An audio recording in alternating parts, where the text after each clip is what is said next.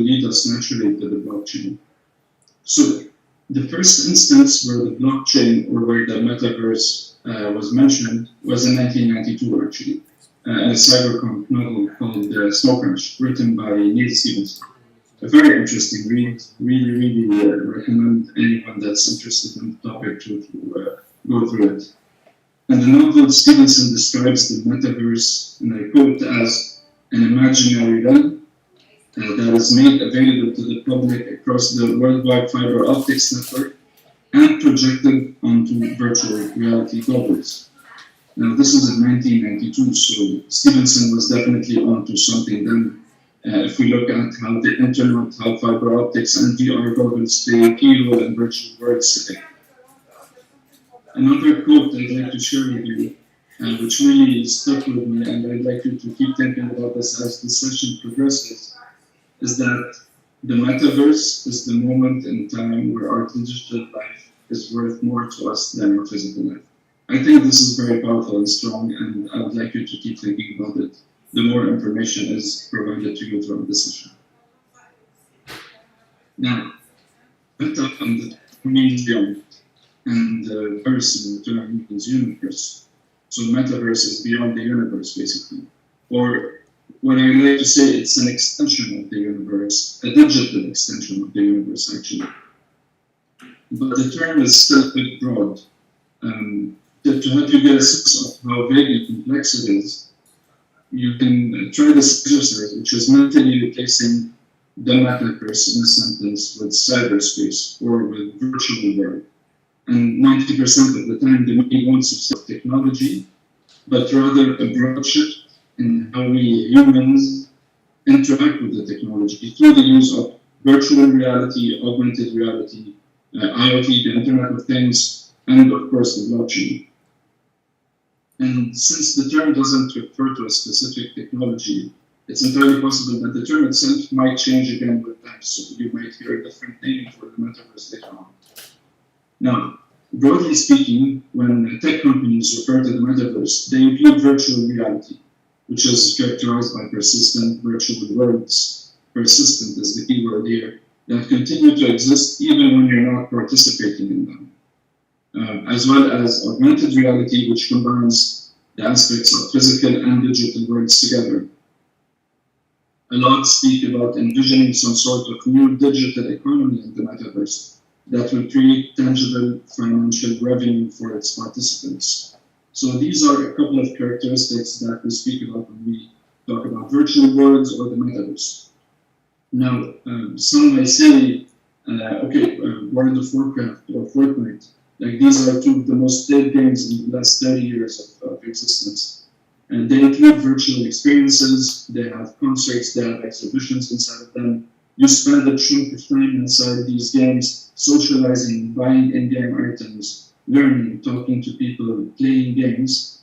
You can even strap on an Oculus headset and be fully immersed in the game. But is that really what the metaverse is? Or is it just some kind of sophisticated gaming-based system?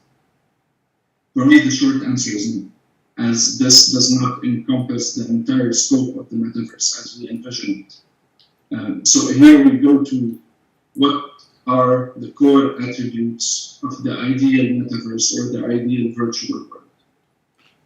The first thing is that it should happen in real time. The metaverse will be a living experience that exists continuously for everyone and in real time, just as real life. As we said before, it's an extension to the real life. So number two, it should always be available or persistent. It never resets, it never pauses, it never ends. It just keeps going endlessly. Number three, which is of most importance, is that it creates value in real life. So it has a fully functioning economy. Individuals and businesses should be able to create, own, invest, sell, and be compensated for a vast array of efforts that produce value that is recognizable in the real world and not just in the digital world. And number four, of course, is that inside the digital world or the virtual world or the metaverse, you own your identity and you own your assets. They're not just stored in some servers that are owned by social media companies or other gaming companies per se. So these are our core attributes of what constitutes basically a metaverse. Now we can get to the blockchain because we haven't mentioned it before. And basically, I just wanted to wait until this slide because to explain why the blockchain is important. And it is important because it's the current system that encompasses all the traits that we discussed in the previous slide.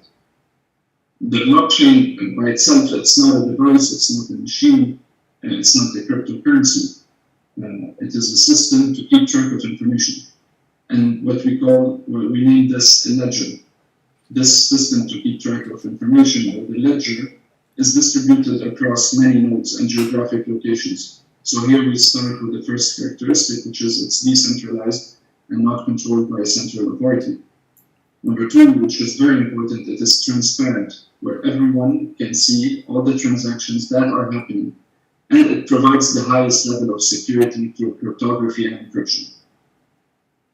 So this is to show the importance of the blockchain and how it could help build the metaverse.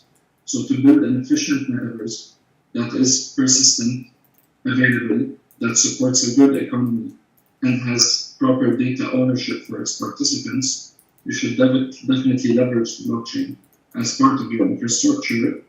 And it won't be the only thing that we will leverage. Blockchain will be combined with cloud computing for better graphics, for better performance. It will be combined with virtual reality, augmented reality, immersive experiences, and other technologies, of course. Now, the possibilities offered by the metaverse really are endless. They range from attending virtual concerts. I'm pretty sure that the panelists will tackle these topics in more depth. But the possibilities offered by the metaverse range from attending virtual concerts, to traveling, to shopping, to making transactions, going to the movies, trying on different clothes, changing the way we work, we do meetings, e-learning, and so on. So to activate all these services, just like in real life, we need money and we need wallets to store this money. And here comes the importance of tokenization of digital wallets. So I won't really dive into the technicalities of things, but a token is a representation of a particular asset or a particular utility. Within the context of blockchain technology, tokenization is the process of converting something of value into a digital token that's usable on the blockchain and on any blockchain application. So in our case, it is the metaverse, obviously. And the assets tokenized on the blockchain can come in two forms. They can represent tangible assets, like gold, like real estate, like art, music, and so on and so forth. Or they can represent intangible assets, like voting rights, ownership rights, content licensing, and so on and so forth. So practically anything can be tokenized if it is considered an asset that can be owned and a metaverse or a virtual world. So to wrap things up, and we need to talk about the two types of tokens that we use that are available in the metaverse, or the main two tokens that we use in the metaverse that come or that are built on the blockchain. Of course, number one are blockchain-enabled currencies or cryptocurrencies, which will empower the financial system that we discussed. They facilitate physical and digital transactions without any frictions or fluctuation in exchange rates, no high fees, no intermediaries, and no central authorities. So crypto will power up the metaverse economy ultimately. While when it comes to unique, verifiable digital assets and non-fungible tokens or NFTs, they are critical as to create, to store, verify, and exchange identity details, assets and digital assets, and any other component that should not be controlled by an external entity. Any component that should only be owned by the user itself. So these digital assets could be your digital avatar, your clothing, your digital artwork, your in-game items, your songs, your concert passes, and so on and so forth. And with this, I would have wrapped up, hopefully, the part of the what's, what is the metaverse, the virtual world, the blockchain, and tokenization. And I will leave the rest for the esteemed panelists. And please do share your questions with us in the chat if you have any.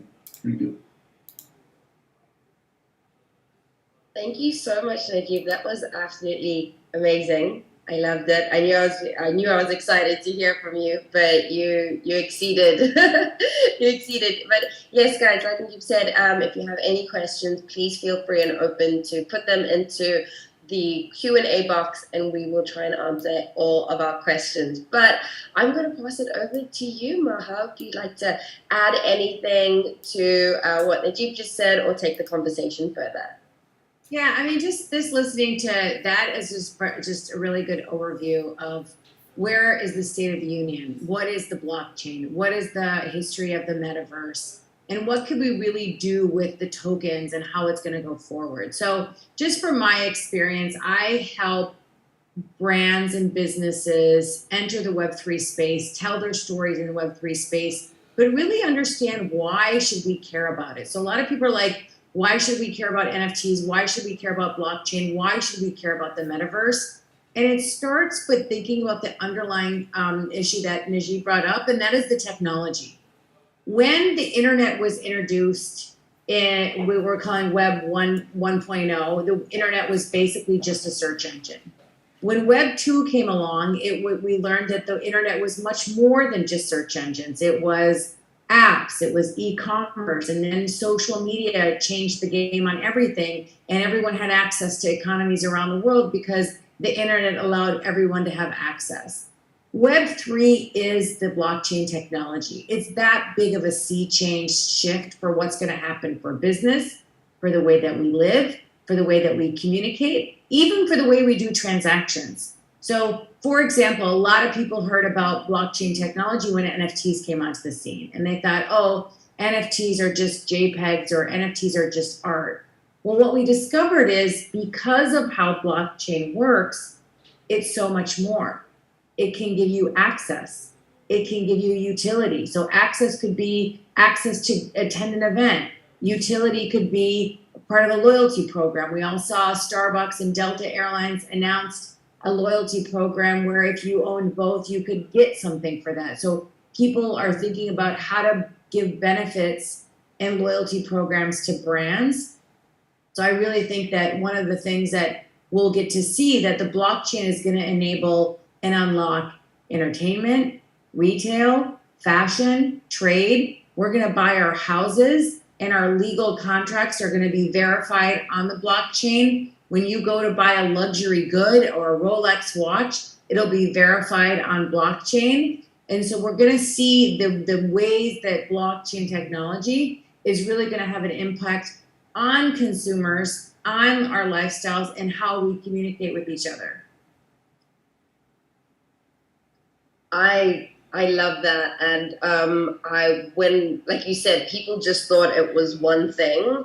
It was, pictures or JPEGs of like little drawn images, and it's actually so much more. And when I meet people who are first entering the space, they kind of feel like, oh, well, I'm not interested in art, so therefore I can't be part of the space, but I can see there's something happening.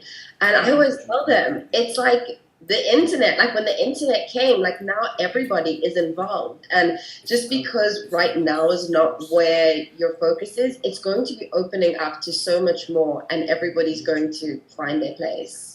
Early adoption usually comes from consumer brands. So you see the Nike, the Dolce & Gabbana, Tiffany, Gucci, Adidas, Time Magazine, Budweiser, all these brands that were coming in to actually try to get into the space. So you see brands leading first, and that's the first indication. Are brands coming up with Web3 strategies to leverage consumers already spending time there? Are consumers already gaming? Is it consumers already focused on how to leverage that? That's the first thing you look at. The second thing you look at is, are the tech giants investing in this, the significant new audience that come in from Web3 to this, what we're calling Web 2.5. So you see companies like Shopify introducing an NFT gated for Shopify store owners, Salesforce, Google Cloud, Instagram now is allowing digital collectible sales through Polygon blockchain on its US app. Reddit now is having avatars. So you see the main big tech companies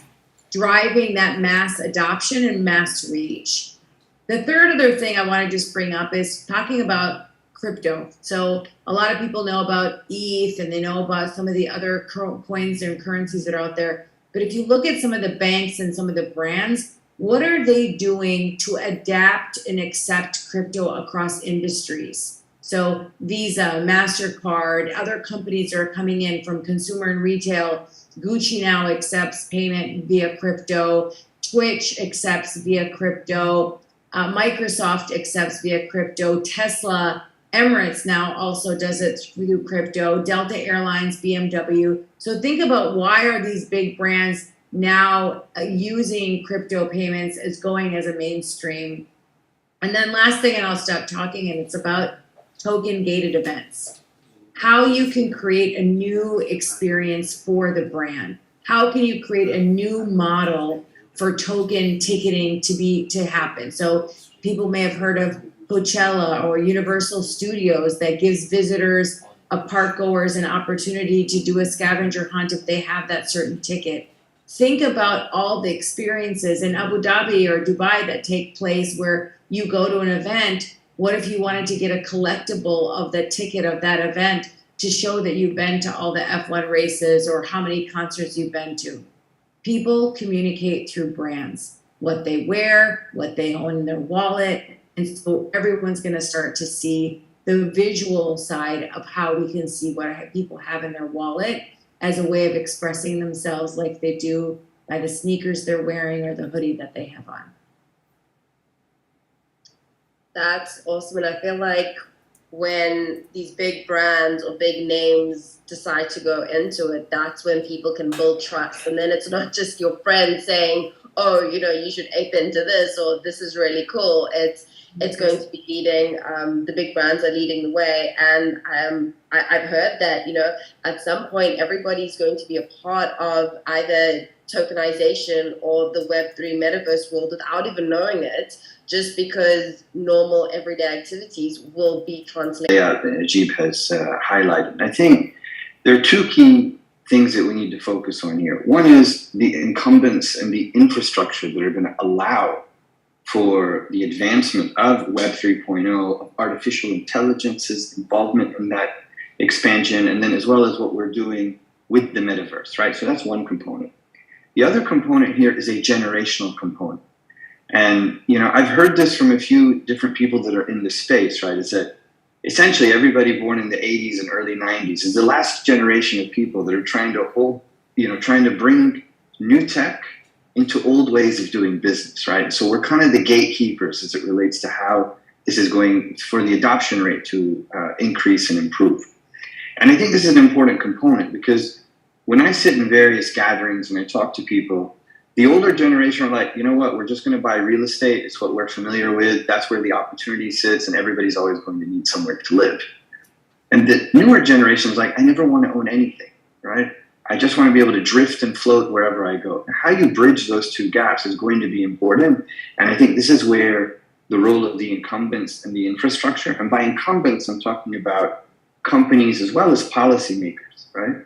Where they have a key role to play in terms of the dissemination of this, but the adoption of this technology in day-to-day life. Now, what do I mean by that?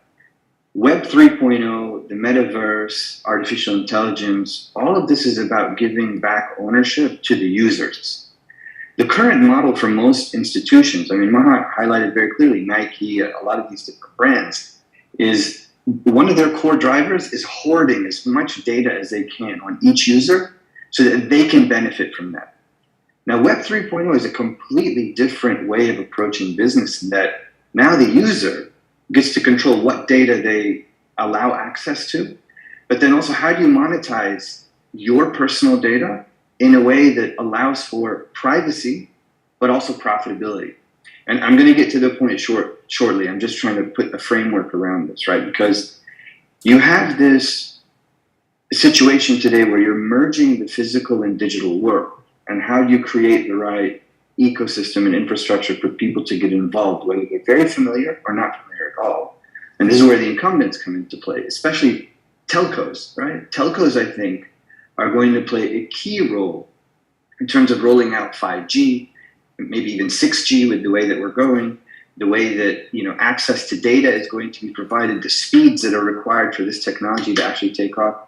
All telcos are going to become technology companies. And so what does that mean to some of the folks that are on this call, right? Who may be in university now or just starting their careers or maybe 20 years into a career, right? If you can support the incumbent's ability to implement these various components to the infrastructure that they've built, you're going to really help them be able to develop and expand beyond where they currently are. And I have example after example. You look at the gamification of healthcare. You look at how it is that currencies are exchanged today, right? The role that telcos play. Today, you don't need a bank anymore if you're in certain countries because you can do everything through your telco. Now, what does that mean for the banks, for the incumbents? How do they play a part? How do they connect with the consumer? And this is where I think the new generation of folks that are coming, that are looking to build out these businesses, that are looking to own their data, can play a big role in helping those incumbents develop things. And I've seen it. Major institutions launch massive initiatives to try to adopt the blockchain technology, and no one internally actually understands what blockchain technology is. So they're trying to build an infrastructure that they don't fully understand. Whereas, I'm just gonna pause you. Go ahead, Tuesday. One of the questions we actually got asked was, in layman's terms, can you just tell us what the blockchain is? So the easiest way to explain blockchain, and I'm coming from a finance background here, is that it's an improved checks and balances process, right? The current model today with how transactions are conducted, irrespective of what type of transaction, is based on trust, right? And human trust. What blockchain allows you to do is take that human trust that we've developed over centuries and apply it from a technological standpoint where there is no interference whatsoever from users, because there are multiple devices, multiple computers, if you want to refer to it as that are verifying information on any single transaction that is conducted. Now, I don't know if that answer made Najib grimace in pain or actually he would support, but that's the way that I explain it when I talk to people, because it's very hard to comprehend. People talk about blockchain all the time, and nobody talks about the utility side of blockchain enough so that people become aware of what it does, right? Najib, was that a good enough explanation?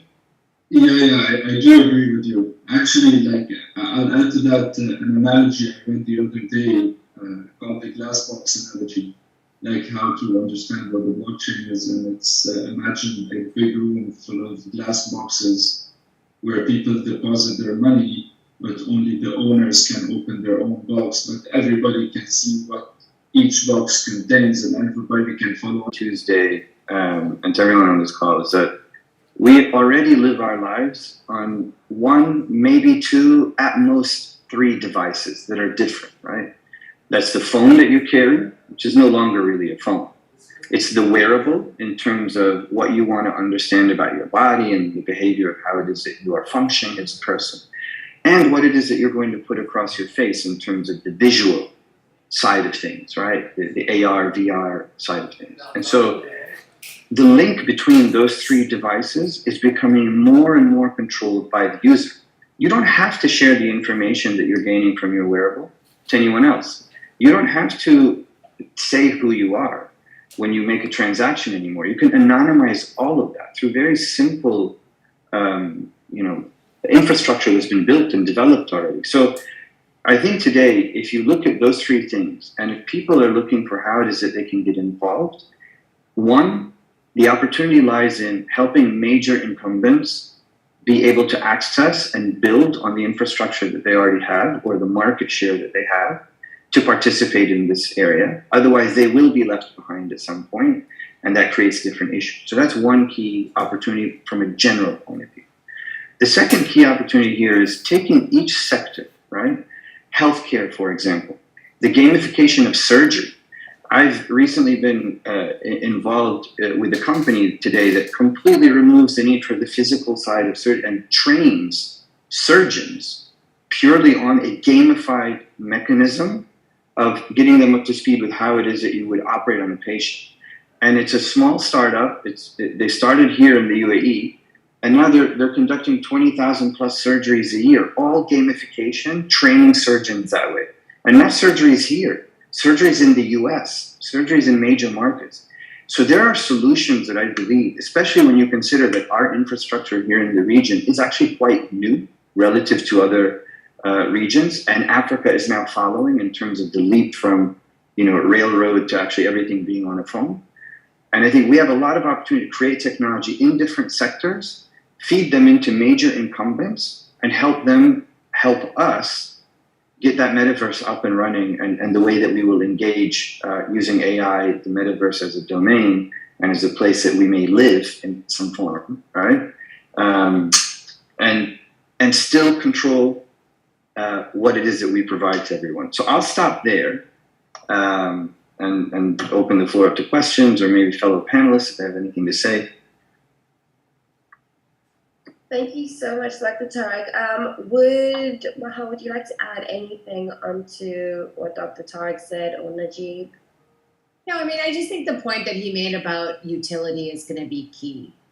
Because if you can scale the concept of utility to all the different industries, I think that's what's going to be the interesting part about blockchain, that everyone's going to be able to touch it. Because not everyone will be able to buy a cryptocurrency and buy an NFT, but they will be able to go to their grocery store and through the blockchain get a loyalty program for the utility of how many times they visit it. Or if they purchase a car, their warranty would be on the blockchain, and that'll be one of the utilities of how that works. So that's the mainstream stuff that everyone will be able to adopt and to be a part of. And I just felt like it's this definition on the blockchain. It's just basically a public ledger. It's a public record that everyone can see, and it verifies the authenticity and the reality of that object and that IP. And for the first time, we can own IP. Like, it usually somebody owns that brand. Like, somebody owns everything on the internet. You don't own it. Like, with blockchain, you're able to have that ownership. And that's a really big difference. And that's why it's going to be a game changer for everything that we do. That's all. I agree, Maha. If I can add something to that, if you look at, why do you think Facebook is trying to really get involved in the metaverse, right? That's because they cannot control what information is provided to them. You can go and create a completely fake identity on Facebook and conduct yourself in a manner for years where, a grown man can act like, a young woman if he wanted to, right? There's no verification of that data, right? The blockchain eliminates that completely. And as you look at how it is that we're moving into a more centralized way of doing things, right? And so blockchain is the decentralization of that data ownership and the verification. But the centralization, what I mean by that is how you own your universe, right? This is what we're moving to. It presents a lot of different complications for different policymakers and technology owners, because today, if I want to transact anywhere, there's some level of transparency that comes into that play. But if you're doing everything in the digital domain and you don't have the right way of verifying things, you don't have the right way of conducting yourself, it's going to become very challenging for this as an infrastructure to really take off. And so I don't think anyone really has a definition today about what Web 3.0 is going to look like, what it's ultimately going to materialize as, or the metaverse for that matter. But there are major applications today that can already be implemented that large companies are struggling with, and they need support of the youth, right? And I mean this genuinely. They need support of the youth, whether it be an idea that can be presented or a business that can help them really kind of move in a different direction. And I'm seeing it happen. I'm seeing it happening already across multiple industries. You know, Maha highlighted all these fantastic brands that we're very aware of, but all the stuff on the back end, your electricity provider, right? Your telephone company, your car manufacturer, all of these things that we take for granted, where today they're producing parts in a factory through 3D printing because the car is talking to the garage saying, I need this part to be replaced because of the AI on the engine. Now, how do I take that and then allow myself to communicate with my car is the bridge that's missing right now.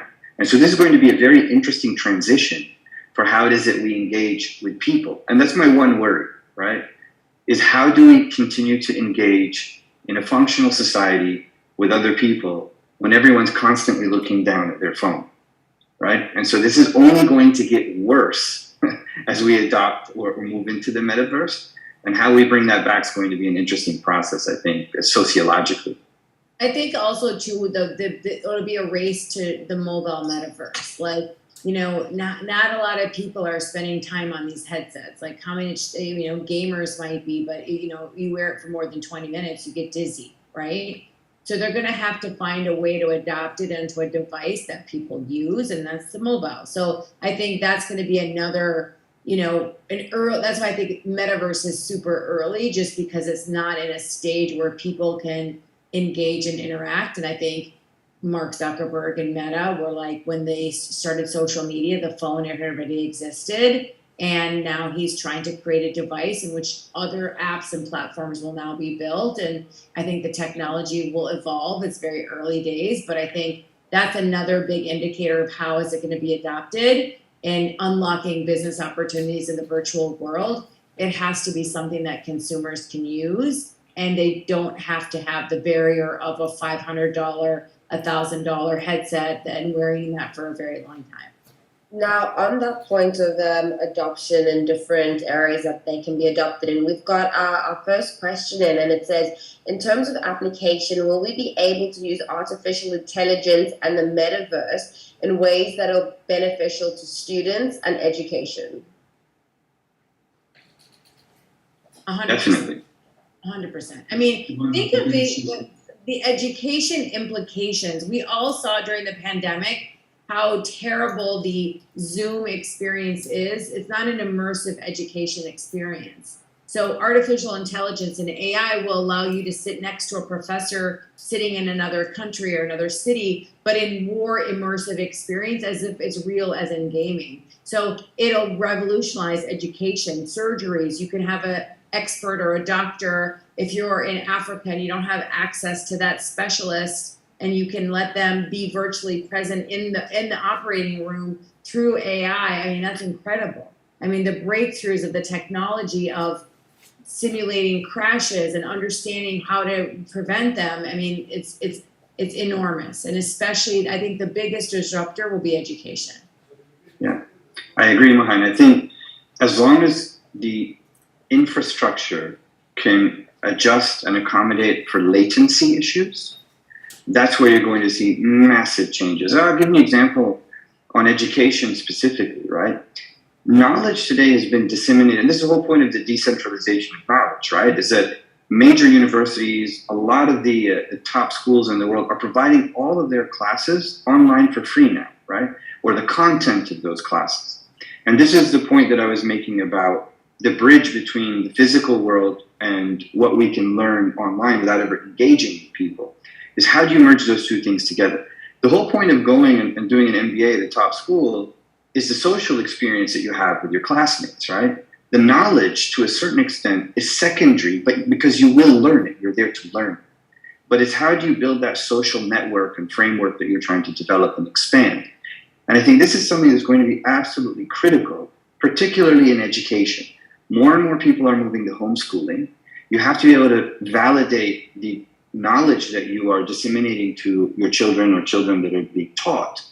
And the blockchain can help there, AI can help there, and the way of learning can help, which is where the metaverse comes in. But it all comes down to latency And it's going to come down to that balance between physical and digital, because social skills, frankly, are on the decline. And I think that this is where it's incumbent that we adopt technology, but that we also remember that we grew out of villages, right? And I think that people need to continue to develop those community skills so that we maintain what has been built. And I mean that very passionately, because you do see a lot of people in their own world, right? Too often. And I think people need to come back to building things together. Well, talking about being in, sorry, just because Dr. Tarek tapped on an interesting point, which is like the community skills and the human factor in this, and the question is really interesting because it taps on AI and education. Because right now in the metaverse you can experience education, but like I've attended a couple of classes, and 10 minutes in you're talking to straight faces that are 2D, that are not engaged, that don't have any emotion, and you're gonna get the classroom is gonna become weird at some point. So we're not in that phase yet. But the introduction of AI would really add this some emotions to this classroom and to the attendees that are participating in it. And this would bring it to the next level, but then we have a lot of technology to catch up to, and not everybody has access to this infrastructure, so it's still in a shaky phase. We're not there yet. Najib, I actually attended a meeting a few weeks ago where it was a global meeting, right? There were about a dozen or so people. Every one of us had the different Oculus glasses on or headsets on. And we were sitting around a table and everyone was seated at the table as though you were sitting in that meeting, right? You could be anywhere that you want to be. Now, what was really interesting about it, the AI in the headset, was that if you started talking about something, the AI would pull that up as where it is in your presentation, and the presentation would come up and be broadcast to the people sitting at that table. So there was no one screen up in the background that everybody had to look to. It just came up and you started talking and it fed through. So the AI was being developed to allow for a seamless sit back in your chair with your headset on experience, but where you're able to contribute as though you're sitting around the same table. And I think the only issue there, again, was the latency, right? You have slight bugs at times where you don't have the bandwidth, but more and more we're moving into that where the learning side of things, as well as the work side of things, are moving far beyond today what Teams and Zoom and others are offering. And it's going to be really impressive to see how it is that we engage with each other, where we never have to shake someone's hand physically. Now, speaking on that, first of all, I just want to say a huge shout out to everybody tuning in on our Twitter space, on the MBRF Twitter space streaming live. Thank you guys so much for joining us. Please feel free to send us your questions as well. But you were speaking about bridging the gap. Our next question that we have that I can pose to any of you is, how can we leverage Web3 in our infrastructure? Especially, how do we bridge the gap between countries? I think it's quite a broad question, so I'm going to try to address that in terms of bridging the gaps between countries. I think, as we've seen in a lot of different, particularly for us here in the region, we go through, in certain countries, right, there are ebbs and flows as it relates to the physical infrastructure. I'm not talking about places like the UAE, but other places. And young people, whether they're 3 years old or 18 years old, need a way to access knowledge and access information. And at some point, you're not going to be able to stop information getting to people. Now, how can you do that where people have access to information for the right reason, right? To actually educate themselves, right? No one wants to continue seeing young girls not get an education because there's no physical school somewhere. They have access now, and it's going to be something that I think all of them will have access to, assuming we adjust for the physical infrastructure, where anyone can learn. So there's cross-country, cross-geography, cross-political aspect that a lot of people deal with in terms of whether it be donations, whether it be the way that you build refugee camps. And I'm talking about the most extreme situation here because everything else tends to be a little bit easier. We should, and we will be in the next, I believe, 5 years, be able to provide anyone, irrespective of the circumstances, access to an education. And that for me is the foundation for people getting exposure to everything that's out there and being able to cling on to something. And I'm going to be very cliche here, but hope sometimes, and I use that word very strongly here, hope is not something that is disseminated as widely as it should be, whether you're in the US or you're in other places. A lot of people coming out of school and college, they don't know where they're going, don't know what they're doing, have been, exposed to so many different things without a lot of direction. And I think without hope and without opportunity, it becomes really challenging, irrespective of technology. But we have to give them the baseline. And the cross-geography, cross-border, what people are doing in the UAE or in the Kingdom or in Jordan or in other places, and how it is that they're going to expand that into other countries in the region and then globally, is going to become critical to how it is that we create this community. Now, I'll stop there because I get really passionate about the social side of all of this, because it is important. Too many kids are still not getting an education. And it's unacceptable when you think about the tools that are available today to give people that exposure. And we need to do better. We all need to do better at fixing that. So I'll stop there because I get pretty passionate about this area. So I don't know if anybody else wants to comment on that, but that's fine. I see you nodding. Would you like to add on? Can you just go back to the first part of the question, please? There. I thought that might be the question. What's our question? Here we go. Can we leverage Web3 in our infrastructure, especially bridging the gap between countries? And now in my mind, we were speaking about how African countries were kind of coming up in this as well, and they might be talking about the financial gap, technology gap. Yeah. So the thing about blockchain, and this is what we say, is it democratizes technology and democratizes services. So we should be leveraging on this infrastructure to make this technology accessible to all and build products and services on top of it that will help advance our communities and our societies. The question is, what are the products and what are these services? And this should be done on a macro level when it comes to each country or each community or each society, and see how we can do that. But the answer is definitely yes. Awesome. Maha, I've got a question. I'm going to shoot it to you. And the question is, can the Web 3.0 bring opportunities and resources to the fundraising space and thus support sustainable projects and not only commercial ones? Yeah, I mean, one of the biggest impacts it can have is on philanthropy for fundraising, right? So you know where the money is going. You can follow the trail. There's so many things happen and people want to donate to a cause, but they don't know where the actual money is going.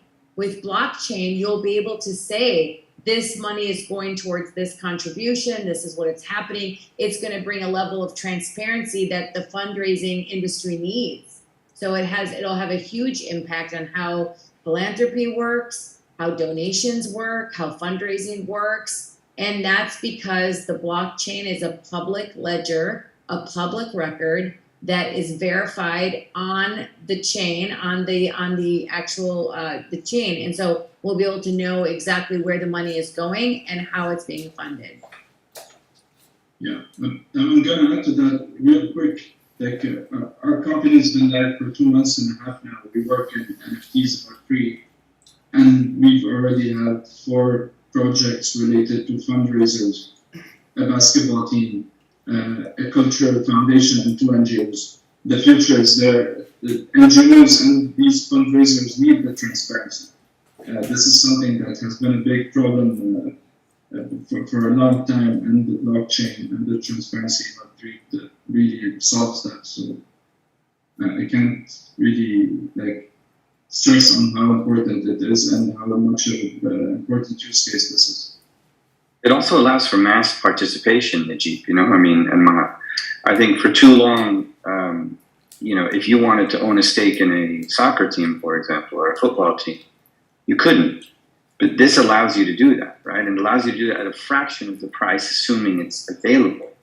And so I think you get mass participation, you can get a lot of different things accomplished using these platforms. And Kickstarter was a very interesting way to get people to put $1 in, right? If you have 1 million people put $1 each in, that's massive fundraising for a startup.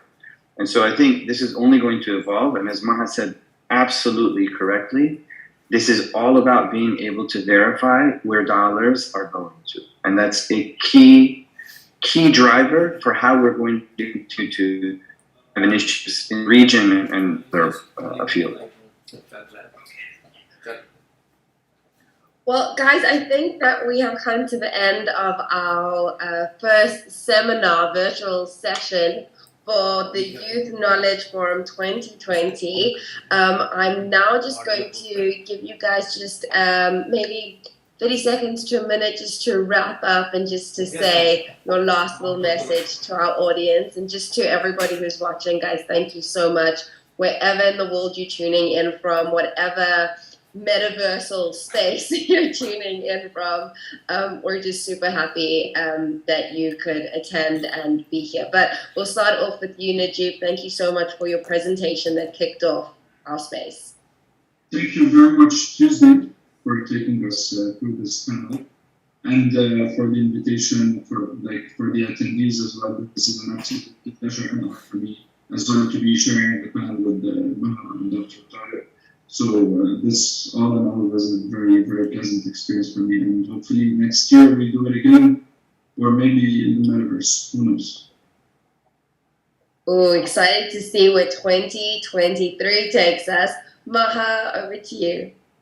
No, I just would say, if you are curious about blockchain, virtual worlds, metaverse, NFTs, start learning, start educating yourselves. Get on Twitter, follow a lot of people on Twitter, start listening to podcasts.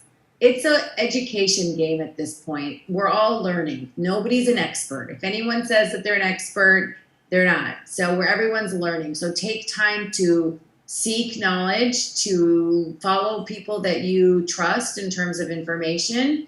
And really, if there's anything I can do or any questions I have, I'm sure you guys can follow me on social media and hit me up with a question. Thank you to the Mohammed bin Rashid Foundation for this event. Thank you so much, Maha. We've absolutely loved having you here, and thank you for taking the time to share your knowledge with us. Dr. Tariq. Yeah, look, it's been a privilege talking to everyone and sharing, I suppose, the floor with Maha and Najib and yourself, Tuesday. I think what I will say is that it's still so nascent. We're still figuring this all out. So there are no wrong or bad ideas as it relates to how to keep this growing. So participate, like Maha said, get engaged, get involved, talk to people, throw out ideas, right? No one can steal anything anymore, right? If you throw out an idea, it will come back to you. It will be traced back to you as your idea.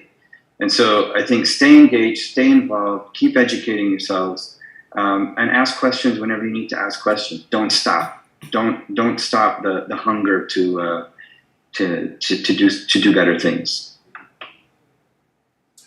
I absolutely love that. I know when I moved to Dubai, I found this incredible community that I joined, and the people just seemed like they were light years ahead of me in terms of the knowledge, and I was so scared to open my mouth to ask questions for fear that I would sound silly, or you just kind of like nod ahead in conversations. And I finally just got over that fear and like started asking questions, and the amount of support and just the time that people would take to just explain small things to me, that you'd eventually have all these puzzle pieces that fit together to keep moving forward. And I think that's exactly what you guys have done today. So thank you so much. We're building, we're growing all together. And once again, thank you so much. This event's in collaboration with the Mohammed bin Rashid Maktoum Knowledge Foundation. We've kicked off the Youth Forum 2022 virtual sessions. Guys, stay tuned. We've got 3 more happening today and 4 more tomorrow.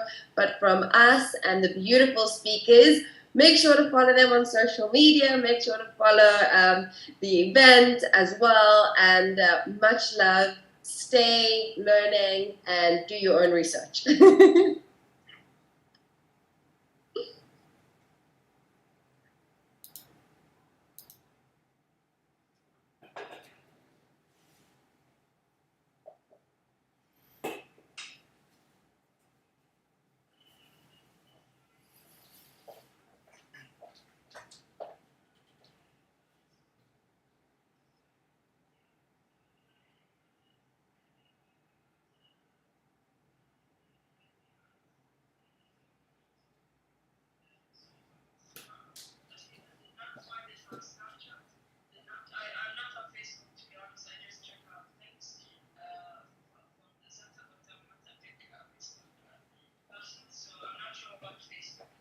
Okay.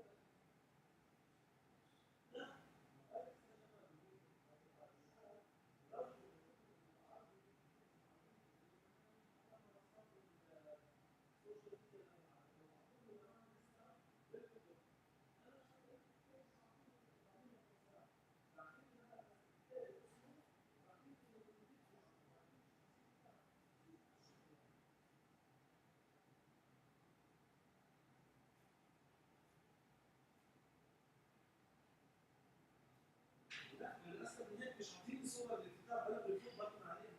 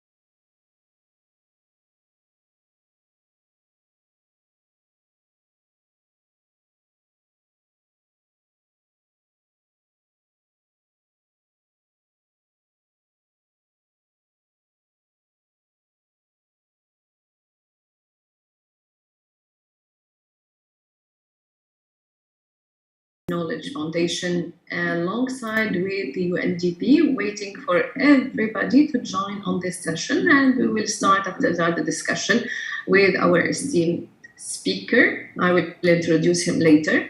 For now, you can see him. Let's tease you a little bit, and then I will introduce him. So, waiting for all of you to join us here on this virtual session. We'll be talking about education, the transformation of the education through technology. I'm really looking forward to it with Dr. Samir. So we'll have just under 2 minutes to have everybody gathered in this session.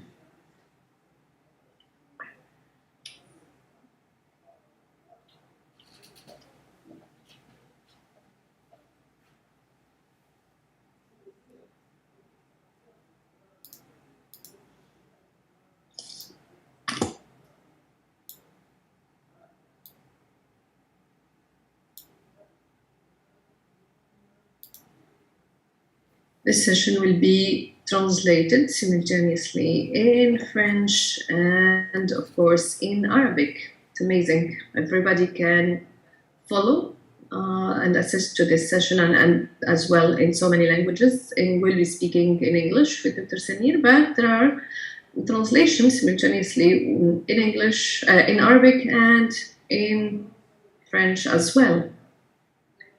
That is amazing. With Dr. Samir, before this session started, we were talking about how amazing this era we are living in, despite everything, because of, the outcome of the technology and what is giving us a lot of advantages. One of them to be here from so many different countries and definitely continent as well. And you can assist this, even though it is in English, but you can assist it and hear it in French and in Arabic as well.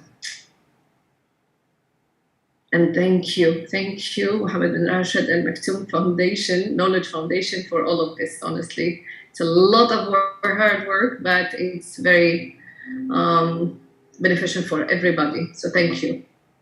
We'll thank you later as well, but just now because I'm waiting for everybody to gather around.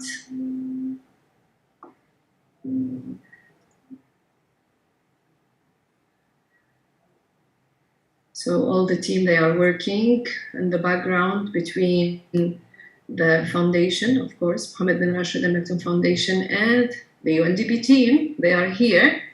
I know some of the names. They are working hard. So thank you very much for making this happen for everyone.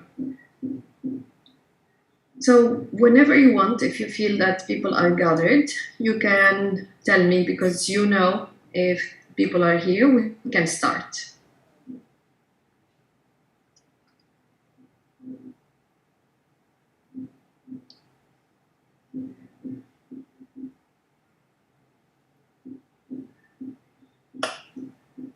Very good.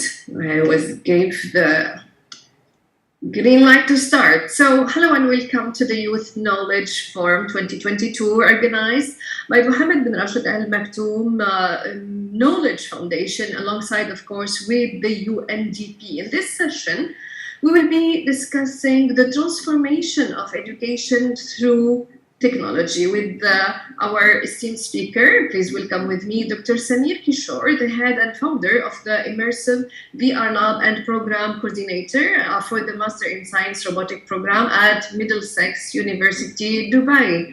Welcome, Doctor, with us. Thank you very much, Nofer. Thank you very much for having me. Thank you.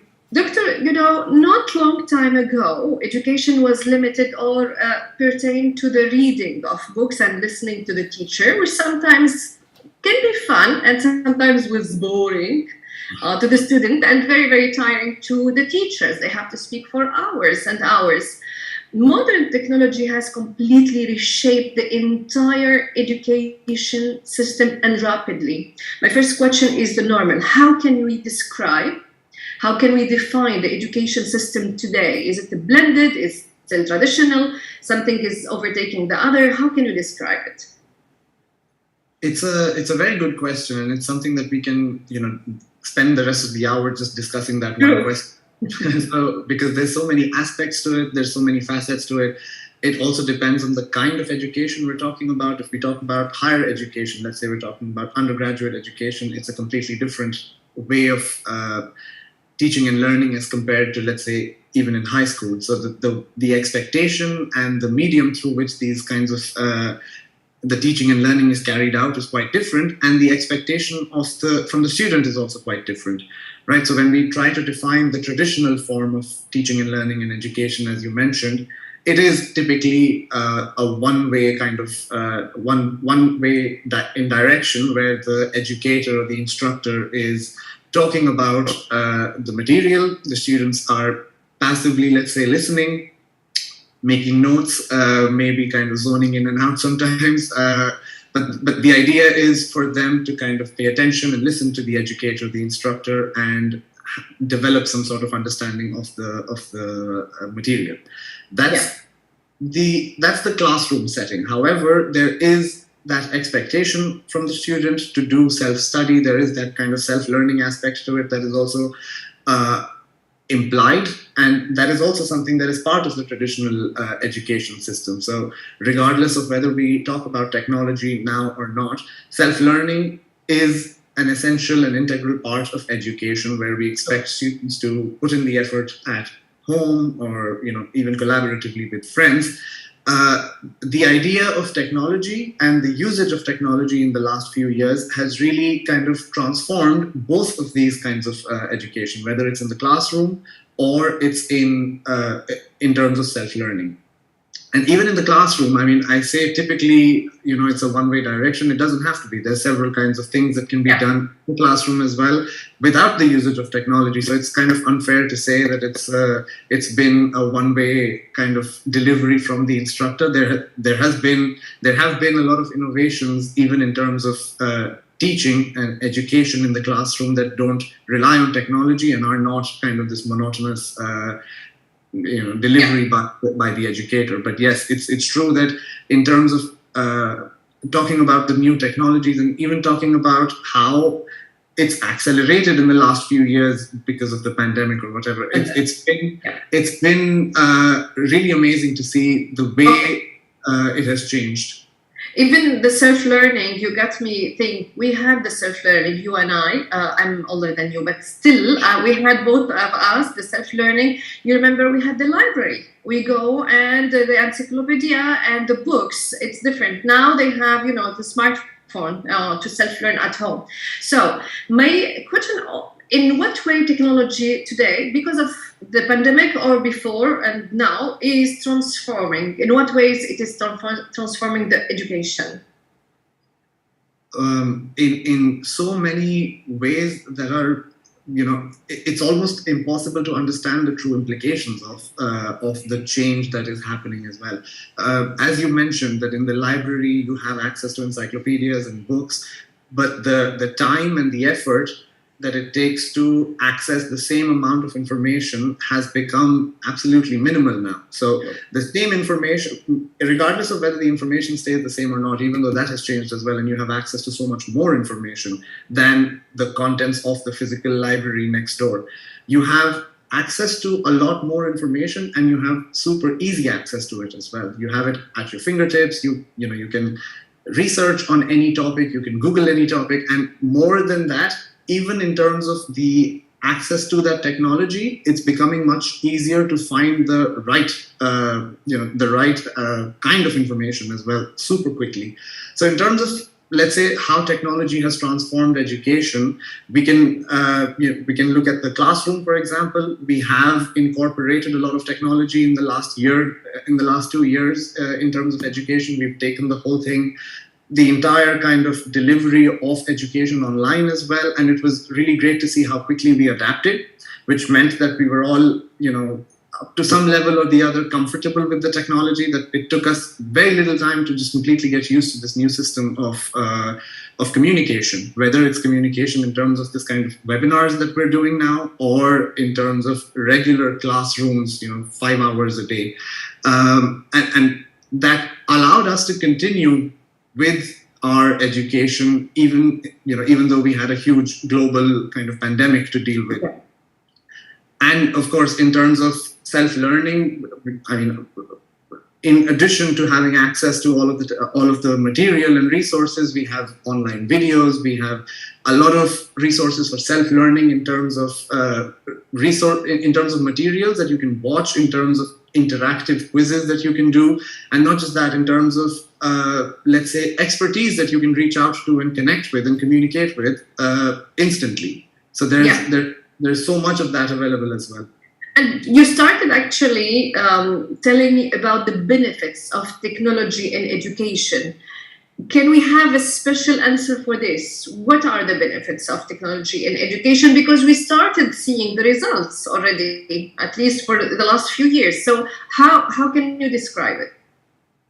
I think for me, again, if I'm thinking of one benefit that I personally can appreciate as well, is the is the customization and personalization of access to this information. So we have so many different learning styles. Some students prefer to read, some students prefer to watch interactive videos, some students would prefer to communicate with someone online or communicate with someone in terms of understanding the material better.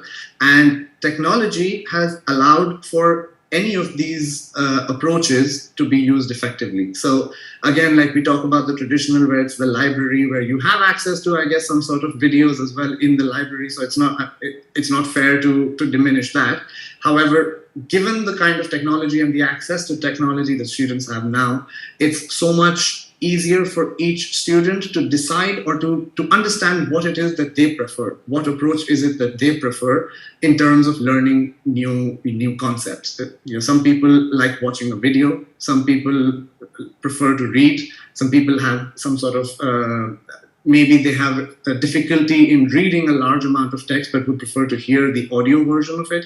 So that, and all of it is accessible and all of it is fair. Anything that helps you in order to gain an understanding of a concept is acceptable. Acceptable and accessible as well for now, for the technology. You remember Dr. Samir, so there are different type of students. There are type students, they cannot focus for more than 1 hour or even less. They don't want, for example, to listen to somebody talking for 2 hours. They cannot take notes. But now, as you say, there are completely different pedagogical way of learning that each student will choose which way is better and convenient for him. That is amazing. That is priceless. Now, come to a very important component for this education, doctor, that are the teachers. How does the teachers think about using technology? Do we need to teach the teachers to be able to use technology in teaching? Yes, for sure. I mean, it's whether we accept parts of it or we accept, the entire concept of applying all sorts of technology in the classroom, to some form or the other, to some level or the other, teachers have to embrace technology. And it's unfair on the students, and it's not going to be sustainable if you don't, because technology it's not like it's going away. There are advantages in doing certain things traditionally. However, you cannot discount the kinds of convenience and the kinds of advanced approaches you can take when you incorporate technology. So for example, again, we keep talking about the pandemic because it's really kind of transformed the way we used to think about education. We had online classrooms, we had self-paced video, let's say, courses available online on Coursera and Udemy and these kinds of websites. However, the way in which we embraced technology and the way in which worldwide schools and universities had to accept and start using this kind of technology, the online classrooms, was miraculous to see. And it kind of showed that teachers had to have that training and had to have that level of comfort with this technology. Of course, now with the let's say the usage of technology, you also have to think of how you can use it most effectively, and that is something that still people are discovering, people are exploring. I myself am in the process of understanding that now, even though we go back to in-person classrooms, I don't want to let go of all of this technology and this experience that we've had. And there are certainly ways in which we can incorporate it in a very effective way that saves, let's say, time, energy, talking about sustainability. If we can somehow not just completely forget about what happened in the last 2 years and go back to how things were, that would be a little unfair. And that would be a little bit of a waste of the understanding and the learning that we've had in the last 3 years. So I would really encourage and kind of think about how educators and instructors and teachers can be trained into using all sorts of emerging technology. So online classrooms, yes, but even talking about things like virtual reality and talking about things like AI and machine learning, as much as we can, let's say, understand how this can be used in the classroom and educate the teachers on how they could effectively use these tools, it would be really nice to have in the classrooms for the students and for the teachers. You actually answered my follow-up question, which was, what are the emerging technologies that can be incorporated in a classroom, and what we are talking about, only videos or with Zoom or, like you said, virtual reality. If we can enumerate them, list them, it will be good for our viewers and followers here to know about them. Sure. Before I answer that question, please feel free to interrupt me. I tend to just. No, you are great. Doctor. Excellent. No. It was amazing. I agree that we have a follow-up, thinking almost the same. So go ahead, please. All right, great. Good to know. So again, this is a very nice question, and it makes me think as well about the kind of technology that we've been using. I mean, we've become so used to it, we don't consider PowerPoint or slides to be some form of technology as well. So that is at its most basic level, some tech that everybody. VR, AI, again, if we're talking about more from a computer science point of view, even robotics, the subject that I teach at the university as well, you don't really need to only know robotics for the masters in robotics. Robotics can be a great platform for students that are learning other kinds of computer science, let's say, degrees as well. So talking about virtual reality, just to kind of give a little brief introduction. So my background is in VR. I've done my research and my PhD has been related to applying VR in various different disciplines. So with VR, what tends to happen is that you wear the headset and you're viewing this virtual environment that is completely different from the one that you're actually physically present in. And this can lead to very interesting changes in perception. This can lead to this feeling of presence, is what it's called. Sorry. Give me, Doctor, the best example of how you've seen virtual reality in action in education. Just, I want to imagine with you. Right. Give me an example. Give you a super quick example. Yeah. We have seen the use of virtual reality in, let's say, in high school biology, right? That's one of the most common ones, and that's one of the most used ones as well, where students learning biology, instead of looking at the anatomy of a human on a book or on a printed piece of paper, they wear the headset and they're able to view everything in 3D in front of them, life size. They can use the controllers to kind of interact with the various, let's say, organs and bones.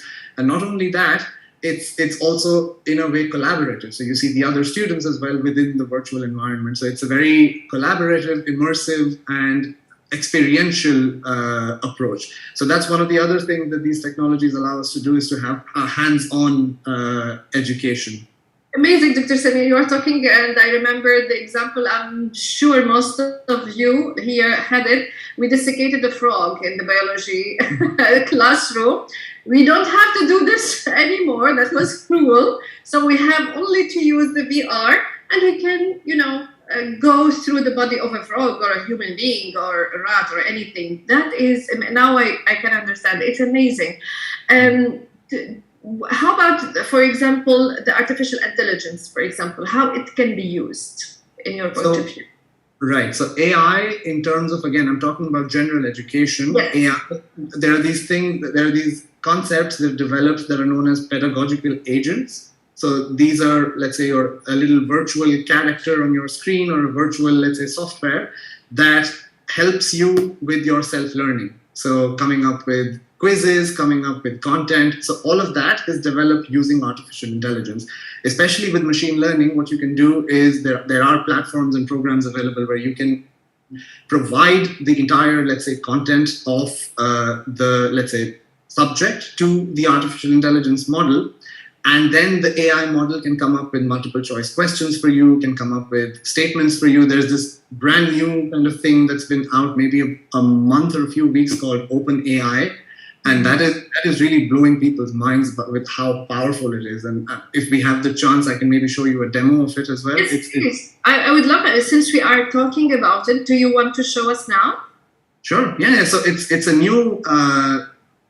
It's a new kind of technology that has been that's available for free for now, because they're still in the research phase. It's anybody can make an account and access it. And I've been kind of playing around with it as well to see how how well it can work, and it's just it's just miraculous. It's almost a little bit scary how accurate it is. Let me try to share my screen and see if I can. This is interesting. I feel always the best way of teaching is by examples, and the example you're giving us about the AR is very interesting to make me think and imagine, the body of the human in a biology classroom. And now we will see the AI in action, actually. And one of the examples, because there are unlimited, actually, examples of how we can use AI in education. So now we have your screen, Doctor, with us. But this is a new program that's just been released as a sort of in its research phase right now. It's available for free to use, and it's the way that you would use it is similar to Google, but it's a lot more advanced in terms of what it can do for you. So if I were to ask it a question, do you have a question you would like me to ask it in terms of some sort of high school topic? How am I asking? Am I asking the machine? Can you tell me something about any topic that you have in mind? The human brain. Okay. Human brain as if I am 12-year-old. Let's see that. Thank you, Dr. Samir. So you see the... Wow, it gave me an answer. Sure, the human brain is very complex and powerful organ that is located inside our skull. It is made of up of billion of tiny cells called neurons, which are connected to each other in network. The brain is responsible controlling all of the function of our body, from the way we move and talk to the way we think and feel, and it is also the center of our nervous system. It's amazing how it gives us the answer in, I think, a fraction of a second. So, Doctor, this is one of the examples. So you give him, could you list, yes, please, go ahead with another question. It's a minute. Could you list some functions of the brain? And then it will provide me could do some function of, okay, that's a follow-up question. Oh wow, it listed them. Yeah. So it looks like Google. What is the difference between it and Google? So the difference between Google and this is that the artificial intelligence and the machine learning behind this program is very different. So this one is developed as a conversational agent. So like I mentioned, the pedagogical agent is more of a kind of conversational, as compared to Google, where Google will show you a million results, and then you're supposed to find the correct resources. This one, there's pros and cons to it as well. So it's giving you answers as if you're communicating with a real person. However, you don't know what the source is. You don't know whether it's accurate or not. You obviously need some sort of understanding already in order to be able to verify whether what you're seeing is correct or not. But for these kinds of questions and for these kinds of projects and subjects, it's very, very effective. You can even ask it to, since we're talking about, let's say, how teachers can use it, we can even ask it to make some questions. Could you develop some questions for on the topic of brains? Let's see how it does. I haven't tried this before. Let's try it together. How does the brain control our movement? Oh my God, it gives you, oh my God, that's a very long quiz. Interesting. So he gave you already 10 questions. Do you know what I thought now? It is really also, saving times and energy for a teacher, bringing up a new question. That's good. Looking at multiple choice question. Oh, it sent you QC and multiple question. This is a new quiz. This is an exam that was made, Dr. Samir, in a fraction of a minute. Yep. A second. Interesting. There are a question that I have received now, and it says, how will this tech empower or technology empower students to control their own learning journey? Amazing. Excellent question. How do you think it will empower them?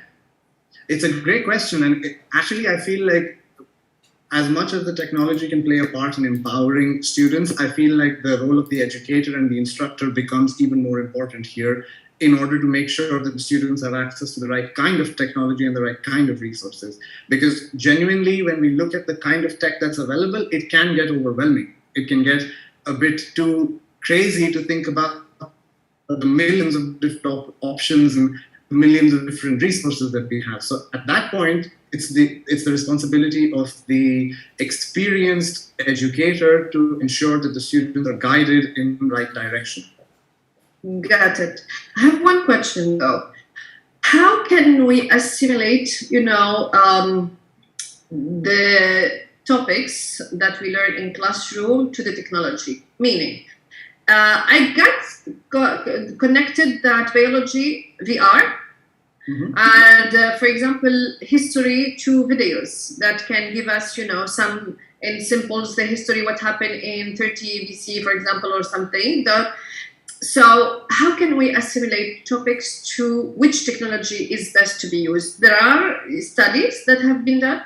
Yes, so that's a very good question, and that's something that we're finding out as we're going along. So because these technologies are so coming into the mainstream now in terms of education, we're seeing how we can use this technology. So for example, my own research actually uses virtual reality for psychology. So so there's that aspect of it as well. Sorry? How, doctor? How we use psychology, VR for psychology? So there's again two main streams. For example, one is about, if we're talking about training psychology students using virtual reality, is about telling them, let's say, using VR for treating phobias. So using VR for treating post-traumatic stress disorder, using VR for understanding social psychology and social behaviors as well. So all of these things, they've been shown to work really effectively in VR. And these are tools that the psychology students can learn about, see that they exist, learn how to develop these, and use them once they've graduated as well. So it's about, let's talk about exposure therapy. Describing exposure therapy through VR, where you take them onto a height of a building and allow them to experience it, then take them to another height and another height as they keep getting comfortable with it. This is an example of exposure therapy that is being shown to them in a super safe and controlled manner, talking about fear of public speaking, talking about fears of certain kinds of animals. All of that can be brought into the classroom as an example, using virtual reality instead of actually bringing a spider in the classroom, which is probably not the same. Yeah, I can use it for the cockroach. It will be very interesting to see how I can heal from this phobia. To finish that thought, with virtual reality, the fact that it's all completely computer graphics, you can decide how you want the cockroach, for example, to look like, how far away you want it to be. Do you want it to be massive? Do you want it to be tiny? Do you want it to have cute little ribbons on it? It's all up to you. So interesting. It's really, I feel that, that can be very, very effective. Amazing idea that I didn't know. Thank you for this. Now, if we can, psychology, VR, biology in my head also can be VR. What other technology, emerging technology that can be used to other material in classrooms? Right. So when we're talking VR, we have many more. So history, as you said, videos, we can also have history in VR where we're recreating events that have happened in the past. Education. So the biggest thing that's happening with VR right now is, you must have heard of the metaverse, where the discussion is about having a social virtual reality platform, where instead of having conferences and meetings and classrooms on Zoom, you actually go into VR, where you can see your fellow classmates, you can see the instructor in front, and it's replicating an in-person experience at home. So you can't even divide, as you are right now, whether the event is in person or whether the event is online. Now it's kind of like an online in-person event. So it's kind of blurring the lines between these two methods of connection as well. So in that sense, VR can be used just to replicate regular classrooms for any subject. Yeah, that is interesting. Now I want to come back to reality. Reality, why? Because while we are talking, this is amazing. I like technology. I'm not an expert in it. I know there are people much better than me, and less. So if you have a teacher that knows, for example, from the smartphone, he can say hello and use WhatsApp. How can you want him to teach and use, for example, VR or artificial intelligence or all these emerging technology? Is this one of the most important challenge plus resources? So I want to tackle the problem of challenging the challenges in implementing and incorporating the technology in the classroom or in this educational system. No, it's a very valid point, and it's something that is one of the bigger challenges that we're facing right now, where we want to be able to incorporate these technologies. They have a learning curve. Getting the access to them is also not very easy. The cost is also a problem, especially when we're talking about, certain universities might have the budget or the resources to have 30 headsets in their classroom. The others can maybe only afford to have one, and that completely changes the experience, right? So it's a valid point in terms of two things. One is in terms of access and availability of resources, and the other is the training. Now, as you get access and availability, the training becomes easier as well, but both of these have to be tackled in parallel in order to get in the classroom. But Doctor, before even those two important points, you need to have the infrastructure for that. Exactly. And the political will from a country, in Africa, for example. No, I need to have an infrastructure that is very developed, that is capable of implementing those emerging technology in the educational system. How it is affecting that implementation, Doctor? Sorry, I didn't get the question. How will this affect the implementation of the emerging technology in classrooms or the educational system if a country doesn't have the political will and the infrastructure that is needed for that? It's true in a way. However, they might adopt it later than others. There obviously will be some sort of a race in order to get the tech into the classrooms, and the governments and the countries that are more willing to experiment and are more willing to take that jump will obviously be ahead in that race in terms of integrating technology into education. The others will follow suit soon enough, but then I guess they would do it when the technology has become even more mainstream. So when we talk about, let's say, mobile phones, we can see the evolution where it goes from when a few people had it, then everyone had it, then we moved to smartphones, and then now everybody has a smartphone, almost everybody has a smartphone, regardless of where they are.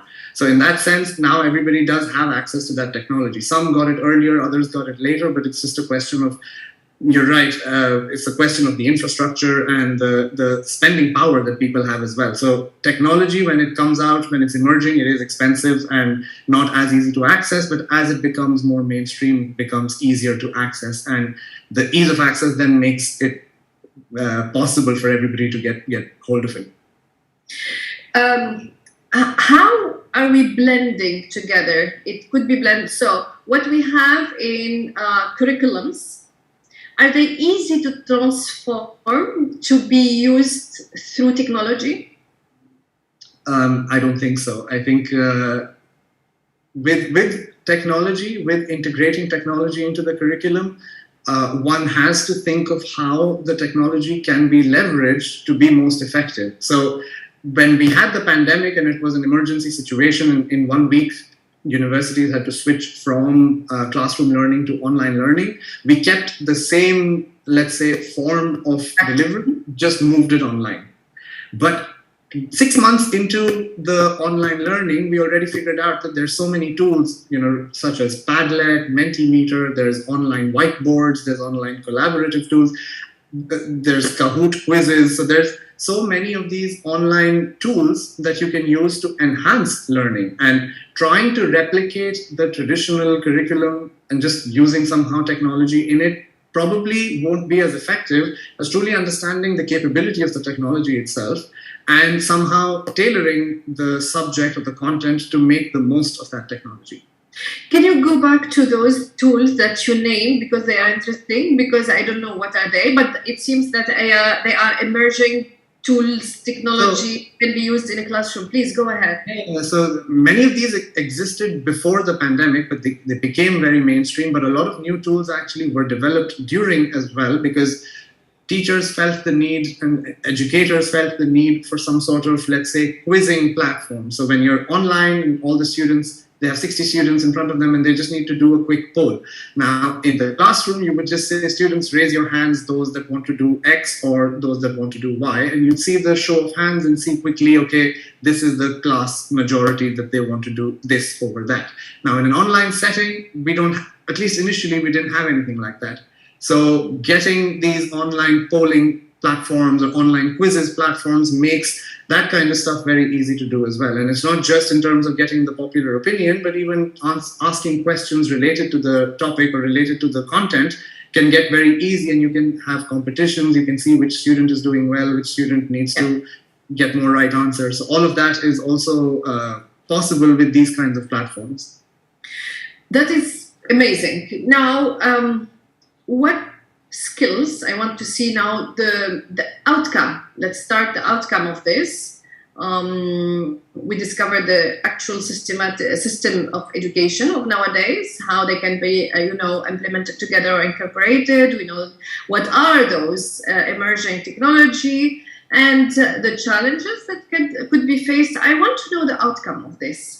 What are the skills that those students in higher education or in a classroom in high schools can learn and have during their education using those technology? What are the skills that we didn't have? We, for example, you and I, we learned later on in our careers or in our lives. Right. It's with the way that the technology is evolving so rapidly, it might be kind of tough to predict what would be needed. However, it makes it even more easy to understand that what is the most important thing is flexibility and acceptance towards change, right? I mean, these are soft skills that might not have been the answers that you were expecting. I would say, yes. Let's say students should learn programming, or students should learn how to use technology effectively in terms of access to resources and all. But I think it's most important for students to understand and embrace change and be flexible and adapt to newer technologies as they come in. So I think that is one of the biggest things that even slows us down. When there is a new technology that comes in, it's the first feeling you get is anxiety. It's the first feeling you get is, oh, I don't know how this works and I don't know how to use it. Just tell me which button to press and I will do it. That is, let's say, more problematic than being excited or open to change and willing to learn as these things come into the mainstream. Talking about not just 5 years from now, but let's say talking about 20, 25 years from now, it's impossible to predict the kind of day-to-day life we would be having. But in order to be able to embrace that change, you need to be able to adapt, you need to be able to be flexible, you need to develop in terms of building the personality of the students that are in school right now, as to not get very bogged down or stuck in a certain way of doing things, because the way we do things keeps changing all the time. And honestly, that's why it is really a priority also to teach the teachers, the instructor, how to deal with today's students. They are completely different from the other generation, and they change, 180 degrees. We have no similarities almost, beside that we are both human beings. There are a question that is interesting that is from an anonymous attendees, and I find it very, very interesting. How do we protect the personal data of the participants in a virtual reality communication? Interesting. That's a very good one, and I love to talk about it because the more we incorporate technology into our day-to-day lives, the more we have to be careful about what data is being recorded and how it is being stored and how it is being used. Because even the AI demonstration that I showed to you, we don't know where these prompts are being saved, where this data is coming from, if there's a bias to it, if I'm being targeted for some sort of specific advertising. All of these things have to be kept into have to be taken into consideration as we move everything online or as we integrate technology into all of those things. So with VR, especially now with the new headsets that have come out, they're able to track your eyes. So wherever you're looking, they can see where you're looking. They can see whether your eyes are open or closed. There's physiological data that is being tracked by the Apple Watch. So there's so much, not just data of personal data that you type into the computer, but just your own physiological and sort of your eye tracking data and your heart rate and your skin conductance. All of that is also being tracked and stored somewhere, and you really want to be sure that it's not going to be with laws that protects everybody. Exactly, and that's something that is a challenge because as we've noticed in the past as well, technology evolves at a much faster rate than the law. Yeah. Technology, there's new technology that comes out every day that completely changes things. Law takes a while to catch up to it, and it's always it's something that needs to be done in parallel. And as you say, there need to be wider changes in terms of ensuring ethical and legal, let's say, frameworks exist for a technology before it comes into the mainstream, before it comes into the classrooms, so that we're sure that there's clear transparency is what I want. Yeah. And protect those pupils and those students from they were, very young to, of course, being adults. Another question that is very interesting that we have, can we define the estimation cost? It could be very high, and time for implementing this at our learning institution. This question is coming from Mr. Shadi Hassouba. I hope go ahead. So are we talking about virtual reality? Or are we talking about... I think he was talking about the virtual reality, yes. Right. So VR, there is an initial cost to set up, let's say, the hardware, to get the headsets, to get the space in the classroom or in the building, to have a dedicated room where virtual reality education can be carried out. However, again, given where we've come from, let's say 2017 to today, the change is immense. I remember during my own research, the headsets that we used to use were about 2 kilograms, and we wouldn't be able to use them. They were wireless headsets that you can just connect and start playing with, even outside, inside, wherever you don't need that much space. And every few months, every few cycles, like how it's with the iPhones and the smartphones, that every few months you get a new iteration, which is higher resolution, faster, quicker, and cheaper. So the price doesn't go up as much as the technology does. So it's the overall prices are kind of staying the same, but the kind of technology that is integrated into the headsets is going up. So at this point, giving a number is tough. However, I can say that the number will go down as the technology becomes easier to access. Still, for any institution, they have to allocate a budget for this new technology to be implemented. And still, since they are using, there are a lot of students, and this is not one screen per classroom. This is for every student, correct? Yes. So that's what makes maybe cost.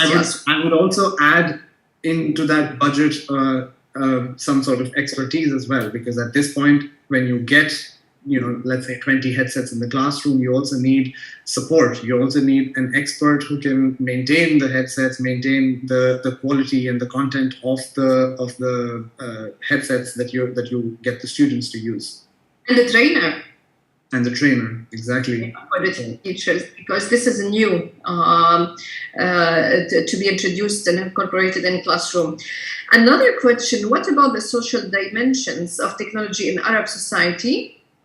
And what may negatively affect the occurrence of social isolation among learners? This is an interesting question, especially the negative effect of social isolation. So this is coming from Dr. Sabri Shahwan. Very interesting question.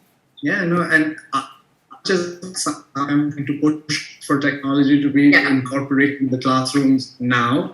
I am very well aware and I appreciate that we have to take care of these kinds of things. And that's where also the psychological research comes into the picture. And social isolation, we talk about it even in terms of social media right now. So where young adults are occupied with their phones on Instagram or on TikTok and are feeling that sense of social isolation. There's been a lot of research about it as well. Yeah. They feel that they might have a lot of friends or followers on the app, but they have a lack of connection in the real world. And that is something that may get amplified or not with VR, but that is something that we actually have to do some sort of longer term studies on as well in order to truly understand that. And I appreciate and I am aware that this could be a potentially, let's say, a negative effect of these technologies, but we have to incorporate it in a healthy, in a controlled manner. We don't want to just move everything in an online environment. So we don't replace it, we use it to enhance the current way of teaching. True. When we talk, there are countries like UAE, they embrace technology, they have metaverse already that we can live in and go and enjoy our time. And they are very quick in embracing technology. America as well, and other, Western country. Other countries in Africa, for example, they have other priorities, and if it is a priority, maybe they don't have the budget to allocate to this. My question: to what extent using technology in the education system in some part of it and not in other could create disparities between countries and maybe between continents? What is the impact of this?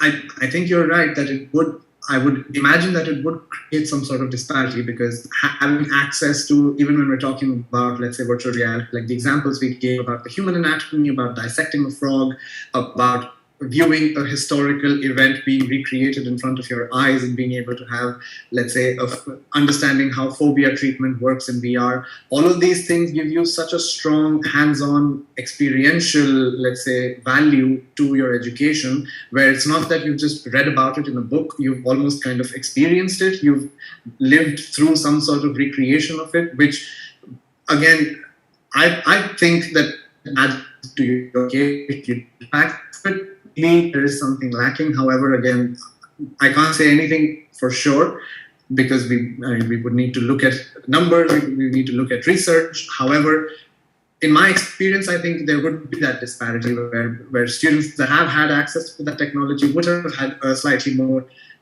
richer, slightly better experience. Yeah. How, I know you said earlier, I cannot see how the education will be in 5, 10, 20 years. Mm-hmm. But let me insist to use your imagination and tell me, how do you see the education system evolving over the next 10 years at least? And that is very fast that is very long-term time for a technology pace. Yeah, no, it's usually when we make these predictions, we see how it has changed in the last 10 years and then try to extrapolate from there. However, in the last 10 years, the change has been much more than it was from the last 10 to the last 20 years. So in the 90s and the 2000s, the changes weren't as significant as they are from the last 10 years with the way the technology has evolved. So it's tough to predict it. However, the one main thing that I've seen that has changed is the access to the self-learning. And that's something we spoke about earlier as well. And I feel like that will become even more crucial, even more important, where even now when we take these online classes, we have recordings of these classes, so students really have access to this at their own pace. And I think with VR headsets at home, with access to agents, pedagogical, artificial intelligent agents at home, with access, even with stuff like robotics becoming much easier and more accessible, I feel like students will have a lot of time by themselves to explore these technologies and to explore these kinds of media and understand a lot of their, let's say, teaching and learning. So the classroom may or may not, well, for surely it will evolve and it will adapt. Maybe we have classes in virtual reality, who knows? But the thing that I feel might change the most rapidly and in ways we can't imagine would be in terms of self-learning, where students will have access to a lot of these kinds of technologies and be able to do this on their own. I just have an idea, maybe it's a bad idea, but I felt at one point the student may know more than the traditional teacher. Yeah, well... at one point. Because of the self-learning that we had. And I think as an educator, nothing would make me prouder, right? I mean, Okay, that's good. That's there's very people that has put in the effort and has gained knowledge and an understanding of a subject that they were, let's say, in my classroom and were trying to learn from me, and have put in that much effort that they're actually answering questions for me. I mean, that's an amazing achievement. I would take the credit for that, right? Okay, excellent. So since maybe I'm assuming there are people who are following us from the attendees that work in an educational institution or own an educational institution. So can you advise on how to make incorporation and implementation of the emerging technology successful? What are the factors that need to be there to be successful? And again, I think it depends on which kind of technology we're talking about. However, at this point, I think the most important is having someone with the know-how. So there's one where you would want to just spend the money and get the technology, but then it's no use if you don't know exactly how to use it effectively. So at this point, I think in terms of incorporating new technologies, if you have expertise, if you have training, if you have people that understand how this technology can be accepted and used in the classroom, I think at that point they need your full support, right? If they can effectively bring in, let's say, virtual reality into the biology classroom and have a clear plan of how it will work, I think that's the support they need in terms of making it happen is what you should focus on, rather than trying to see that the other school has this laboratory or has this tech in their building and we want the same and we just get it. But if there is no understanding of how to use it, then it's going to stay there and not really be used in the right way. Doctor, we now see how the institution will change, the education will change. Do you think the workplace will change as well, to be adaptable to those employable skills that got from those emerging technology in the education by the students? For sure, yeah. I think when we talk about these emerging technologies, we're talking about change at a much larger level than just in the educational institutes. And it's another level. Yes, and like you said, when we were discussing disparity, students that have had access to that technology in the classroom will be in a better position to continue using that kind of technology in the industry as well. So we already know of several companies that are using VR for training. So they're using virtual reality to onboard new employees, or if they're working in, let's say, manufacturing, or if they're working in architecture, the VR, let's say, content gives them an idea of how to operate a certain machinery or how to develop certain, how to carry out their jobs. And those that have access to it and those that have experience with it are obviously much better suited to get, to succeed in that industry as compared to those that don't. So when we talk about this tech, we're talking about it large scale outside of education. However, within education, those that do have access to it would tend to be in a better position.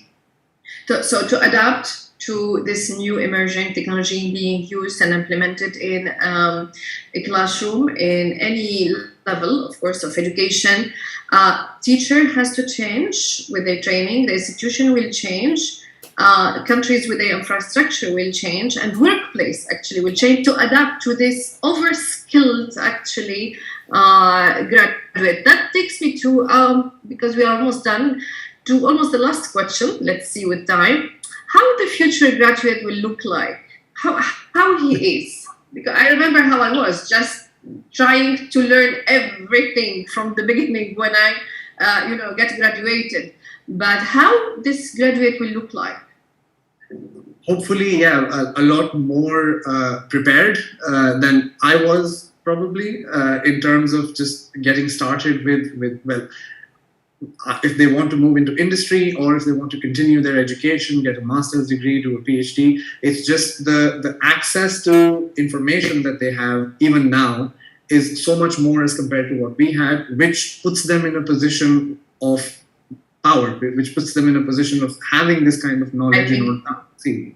And I think one really nice thing, especially when we talk about robotics and computer science, is that we do have, let's say, connections with the industry which allows students to already get into internships or work on actual platforms that are used in the industry. So when they come out of the university, they're ready to go. They're already experienced enough to understand what the needs of the, let's say, the workplace are.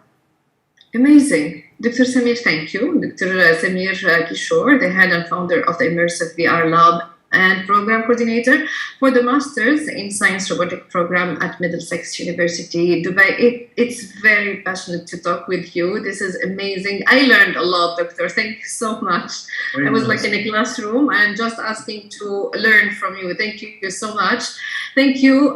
This was, of course, a session that was titled Transformation of Education Through Technology. Really, really thanks to Mohammed bin Rashid Al Maktoum Knowledge Foundation and the UNDP and their amazing team for those days virtual Youth Knowledge Forum 2022. Thank you for all the attendees. Thank you for your valuable question. You really enriched the session with those questions. I hope we answered them. And if there's others, I'm so sorry because the time is up. There are now 1 hour break at 3 p.m. Please stay tuned. You will have a session about youth innovation for purpose of economies. Thank you so much for following us and hope we'll meet soon. Thank you. Thank you very much. Thank you, Doctor. Thank you, Dr. Samir.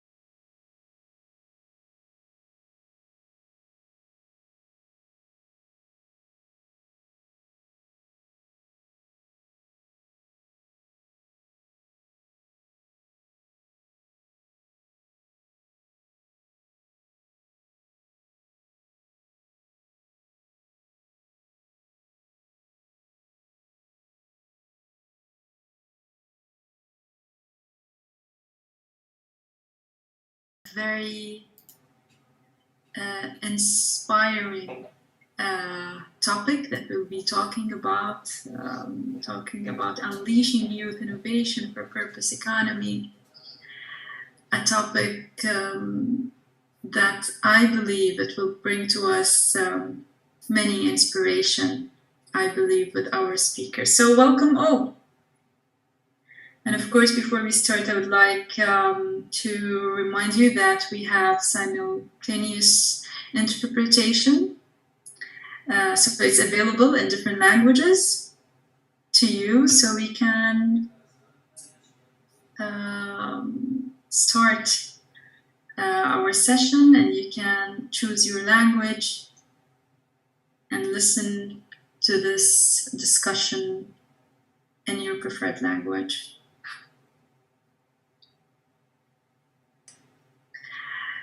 Distinguished guests, ladies and gentlemen, good afternoon, and assalamu alaikum wa rahmatullahi wa barakatuh. Again, before starting, I would like to bring to your attention that we have interpretation. It's available in different languages, so you can choose your preferred language and listen to this very inspiring discussion. First of all, my name is Amira Mohammed, and it's my utmost pleasure to welcome you all on behalf of the Mohammed bin Rashid Al Maktoum Knowledge Foundation and the United Nations Development Programme to the Virtual Youth Knowledge Forum 2022. Ladies and gentlemen, this unique platform hosts creative minds, experts, and practitioners virtually from around the world to encourage youth to move forward in pursuit of their ambitions in this field, drawing inspiration. Today, I'm honored to moderate this virtual session titled Unleashing Youth Innovation for Purpose Economies, with our speaker, of course, Faris Al-Alami, founder and CEO of the International Strategic Management. Our speaker of the session is quite unique, to be honest. Faris has been a special advisor and entrepreneurial ecosystem expert with the World Bank, a business advisor with Goldman Sachs 10,000 Small Businesses Program, and a mentor to MBA students and entrepreneurs globally. His insights into strategies for and facilitation of entrepreneurship activities have been sought out by more than 61 leaders of nations and organizations.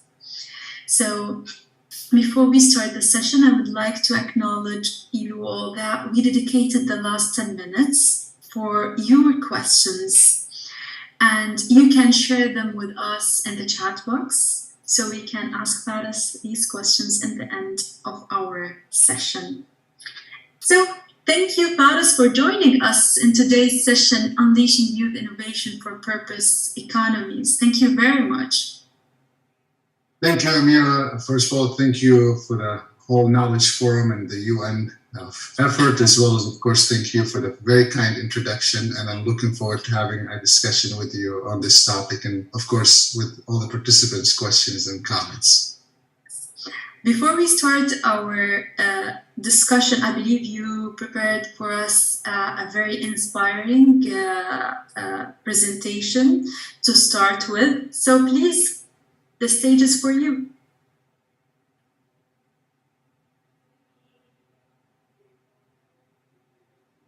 Thank you so much. I really appreciate it. It's a few slides. Hopefully, they'll just get us this conversation going. My goal is, as you may already know, I don't like lecturing, so I like engaging the audiences with us, or the audience with us. So my goal would be just to bring some ideas that we could maybe allow us to have a fruitful discussion. So we're talking about the unleashing the youth innovation, and I feel like innovation has a lot to do with the purpose economy that we're in today. And I think there would be lots of opportunities for those who are hopefully with us today to have their own words as well in it. So just a little quick of what we're going to cover. I'm going to do a little bit of introduction. I'm going to talk a little bit about our youth, and then I'm going to talk about what can we do to support the youth and their innovation. And then I'm going to talk about what can we be doing all together here. I'd love to hear, of course, since I see a list of people calling from all over, I'm assuming. I'd love to hear where you're calling from, a city or a country. You choose, you can do both. You could put it in the chat, you could put it in the Q&A section.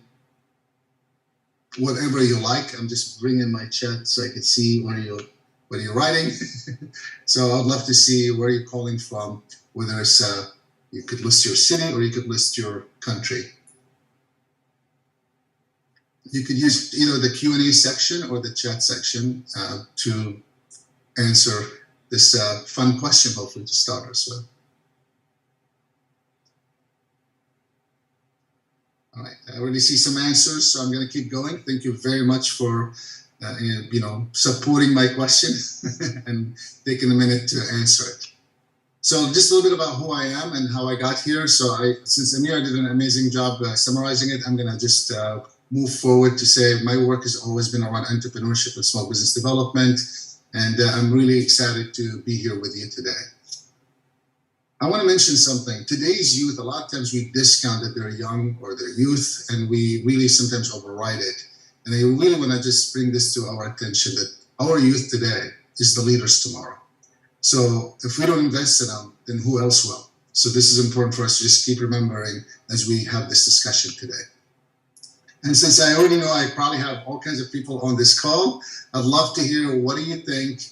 When we say youth, I know there are all kinds of definitions for it. I'm going to say somewhere between 20 to 40 or anything, before 20. So for now, just if we say 20 to 40, what do you think the population in the world have somewhere between 20 to 40? What's the population? What's the percentage? How many people? You could write the number of people, you could write the percentage, either way. What's the percentage of the world population today? You can put that in the chat or in the Q&A section. I see already some answers here, 60%, all right. It's a pretty good guess. Anyone else? 70, all right. This is going up. This feels like an auctioneer. No one's going down. They're just going up. Maybe 40? Okay. No one going to 40. Oh, I see 40. Yes, that's, I guess we're now going the wrong way, but that's perfect. There are about 2.5 billion people in this age of 20 to 40, which, as we know, we have about 7 billion people in the world.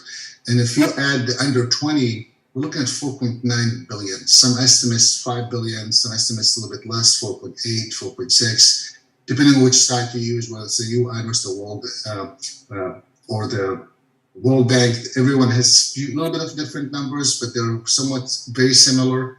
I'm going to say we have, more than half the world, under 40. And to me, that's a huge opportunity that we could really unleash the innovation that they have. And knowing entrepreneurship and innovation, because it's the space I play in, it's really a huge opportunity because that's kind of like the prime age for people to engage in a meaningful ventures. All right.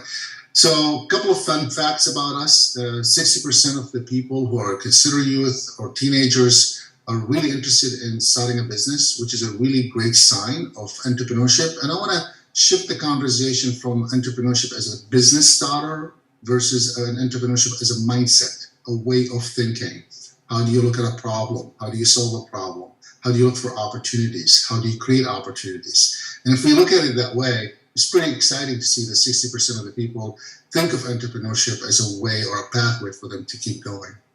So I think that will also allow us to engage them in the schools and some of the activities in the school system that we may have. Another thing I want to talk about here is to create these innovations, we must provide the resources that are needed. Now, I think technology in the last 2 to 3 years have definitely escalated the space of innovation. And I think the access, although there are still lots of problems as far as access to innovation and access to technology, it feels though there are many more people today have much more access than they ever had before. As far as knowledge, as far as information, this is another great example here, this platform that we're on today, providing information, discussions around this topic or others like it. So it feels like there's a huge opportunity to keep providing additional resources for this innovation. And then of course, when we look at the youth and what they're thinking about the right resources, sometimes we think of money as one, but I want to expand that to say money is part of the equation, not the equation. Knowledge, network, connections, understanding, tools, these are all part of what I would say, right resources for the youth to be innovative. And I'm connecting this in a minute with the purpose economy because, I think innovation has escalated or expanded over the last few years because of the purpose economy. So how do we encourage innovation? Love to hear from you guys. What do you think? What can we do to encourage innovation? Mhm. You could put in the chat or the Q&A section, what can we do to encourage innovation?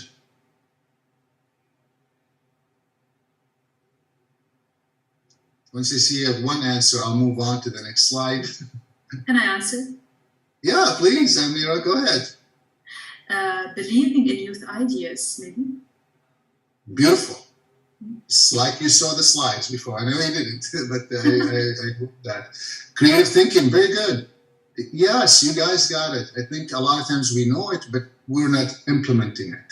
We know that, and we're curious and we approach things with questions, and not right or wrong questions, but more of like open-ended questions that usually ends up with much more innovation. Allowing people to have a free thinking. The whole concept of this is a dumb idea, this is not good, this is bad, is really one way to suppress innovation and to suppress, ideas of generation. And the truth is we have to go through what I call idea generation, because not all ideas are good ideas for that one individual person. But there might be good ideas for someone else to implement. There might be a good idea to inspire another idea from it. Our discussion today might be a better way. And that's really the idea. So one, create curiosity atmosphere. Second, allow people to have a free thinking space, right? So I call it no judging zone. Let people just be free thinking. The next thing is we're gonna encourage risk. We always suppress people who maybe failed in a business or maybe took a job and didn't do well in the job or didn't do well at school or whatever the scenario is. And we kind of like really pound them hard. And I think what we want to do is think about ways that we can encourage them to take that risk and fail, but then find ways to allow them to learn from the failure. Obviously, if we keep doing the same thing over and over, we need to do something different. But there are ways that we can encourage them to take that risk and learn from it, okay?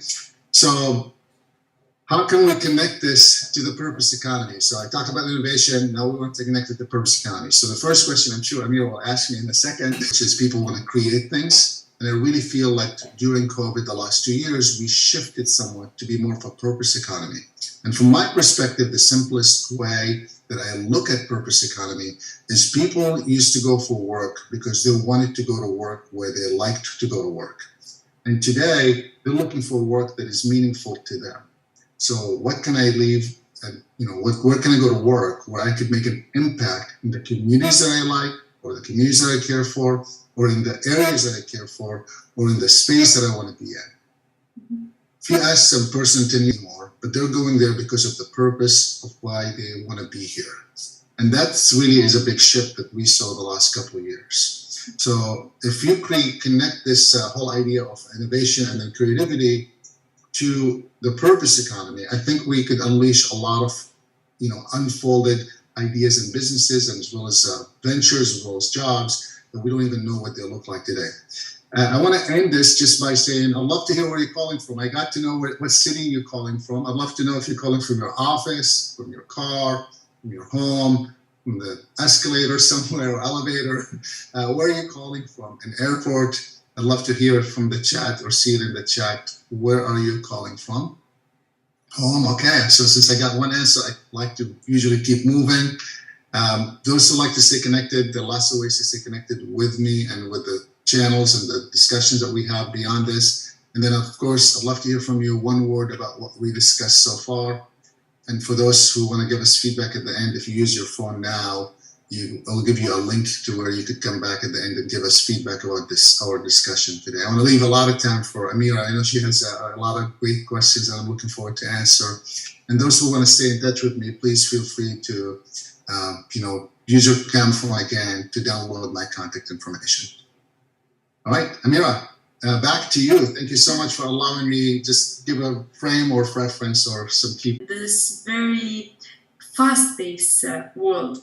So my first question is, what is the purpose and how can we find it when we are searching for a job in this world full of opportunities? Yeah, that's a loaded question.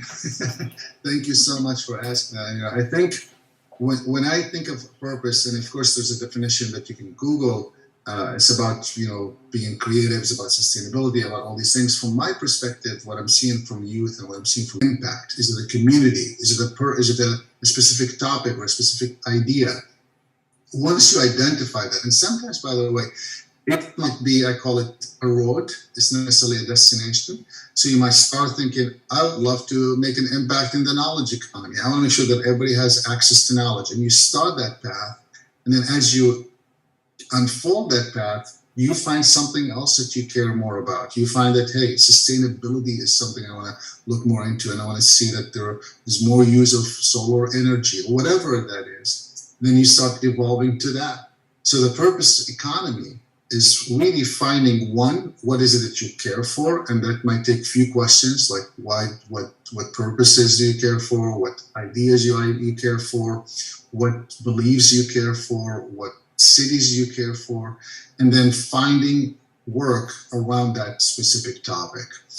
For the first time, we've seen more people now reaching out to companies that don't necessarily have jobs happening at a much more rapid speed from the different organizations I'm working with. People are calling them saying, hey, I like what you're doing. Can we find ways to engage you? I like what you're doing. Can we be more, find ways to collaborate? And I think that's, to answer your question, so number one, dig a little deeper about what you care about. That's one. And then two, find those organizations or purposes or cities or ideas or industries that you care about and start exploring them to unleash your purpose, finding the purpose economy. Yeah, but don't you feel like isn't hard searching for a career with purpose? And how can we get that dream job where you align your values with work, a job to limit our career, let's say, opportunities? Isn't hard? Well, I'm not sure.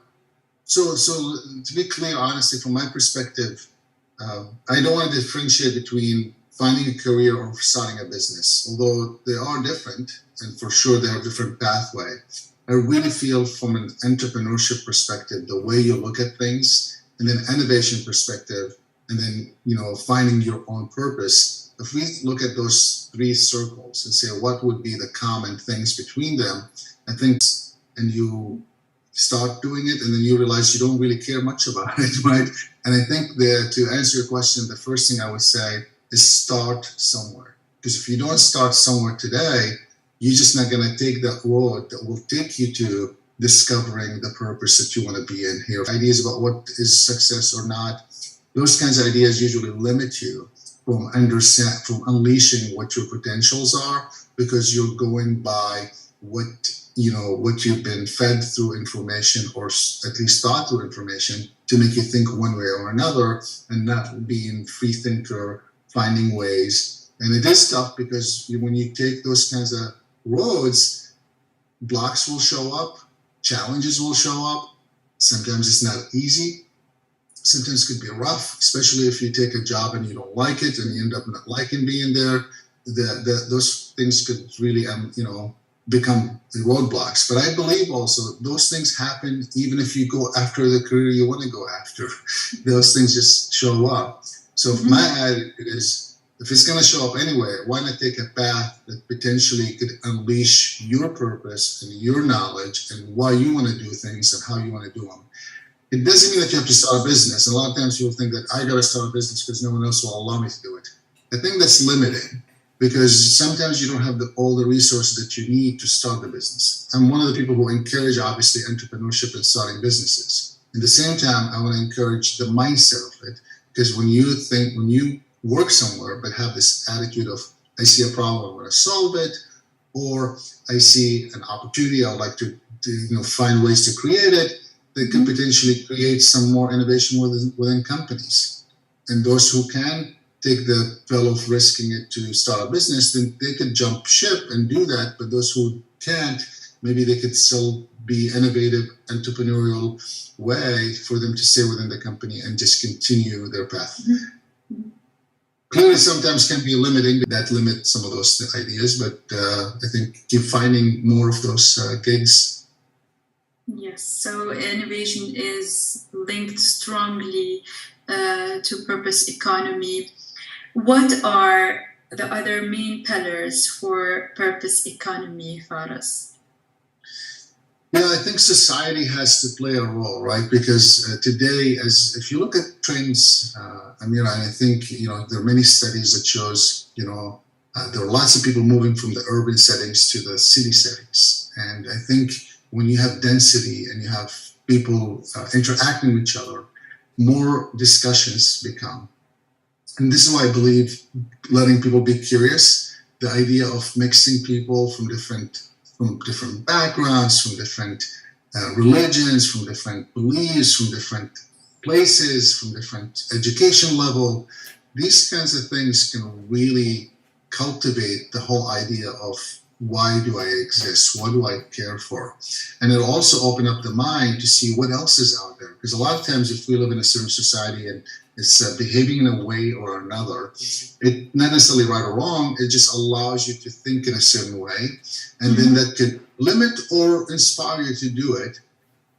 In the same time, if we expose you to more, that might allow you to expand that thinking, right? To expand that idea of, all right, well, I'm curious about why did they say that? Why did they tell me this or that? Or why are they doing it this way?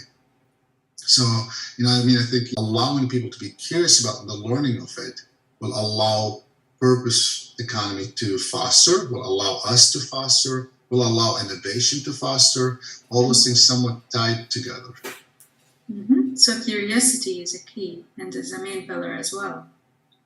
For sure. I think curiosity, pre-thinking, encouraging risk, and although some of them can overlap with, I call it entrepreneurship and innovation, it's really allowing people to find the purpose that they want. So we're taking it in a different path than what we would take normally to start a business. To start a business, you're looking at a problem and you're solving it, or you're looking at an opportunity, creating it.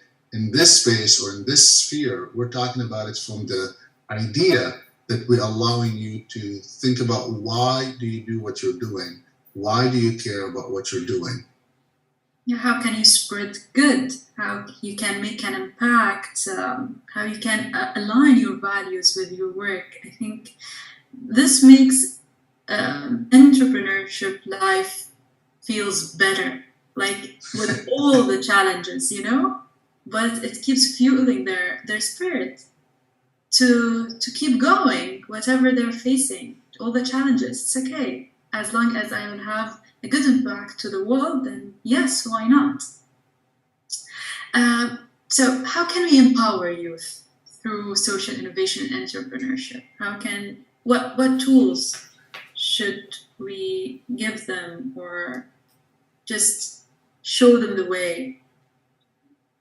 I think one of the things, besides what I mentioned in the slides, I think one of the other things I believe firmly in is exchange.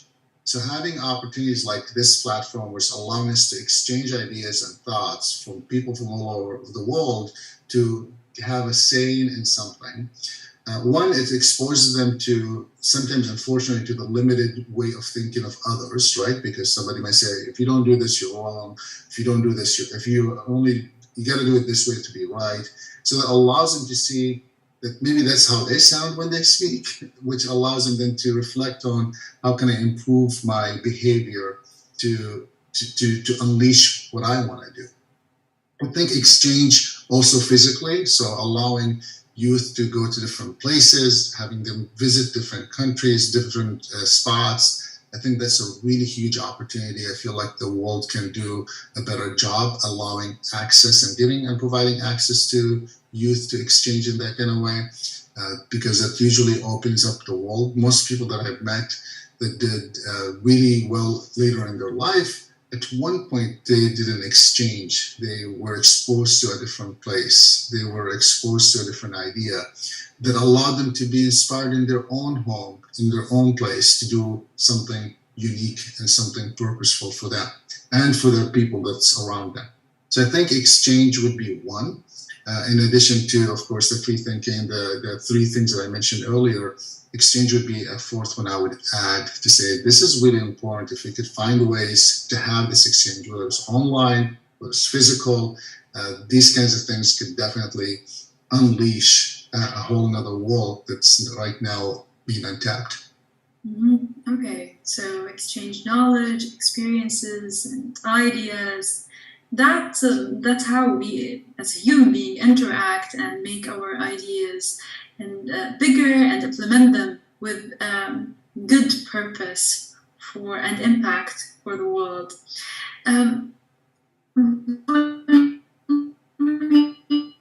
We are discussing the future economy, and as you mentioned, Paris, innovation and creativity are main actors. How can we instill creativity and innovation in our economies always? Yeah, I think it's a long-term mission maybe for me, because I'm not sure if it will happen overnight. And I think we got to start, I call it, from the K-12 system. And I use this example. I saw so many people discuss it, and I thought it resonated with me. When you are given a coloring sheet and you colored, you probably were smacked on your hand or told that was wrong or you got a bad grade. If you colored outside, you know, the little lines that were given and the wrong colors that you're given. And I think if we think about that as an opportunity right then and there to steal the concept of innovation, concept of, you know, curiosity, concept of, you know, what are you doing right or wrong? I'm not saying that you shouldn't have rules and regulations, because I believe that we all should have some kind of structure to our lives, otherwise we'll be in madness. So, but at the same time, in that kind of setting, if someone colored outside, I think there are ways to correct it for those who want to color it in a certain way, in a certain shape, in a certain color. But also an opportunity for those who are maybe curious to say, why did you choose that color? Letting them just unfold and learn and say, well, usually, you know, bears are brown, or, you know, pears are, you know, green. Why did you color it in yellow? Or why did you color whatever color? And then letting them kind of like speak on it allows them to know that, all right, maybe it's a crazy idea, maybe it's something that we have never seen, and we're looking for, you know, what we normally would see in this setting. I think those kinds of opportunities are really missed in our, I'm going to call it, education infrastructure or system.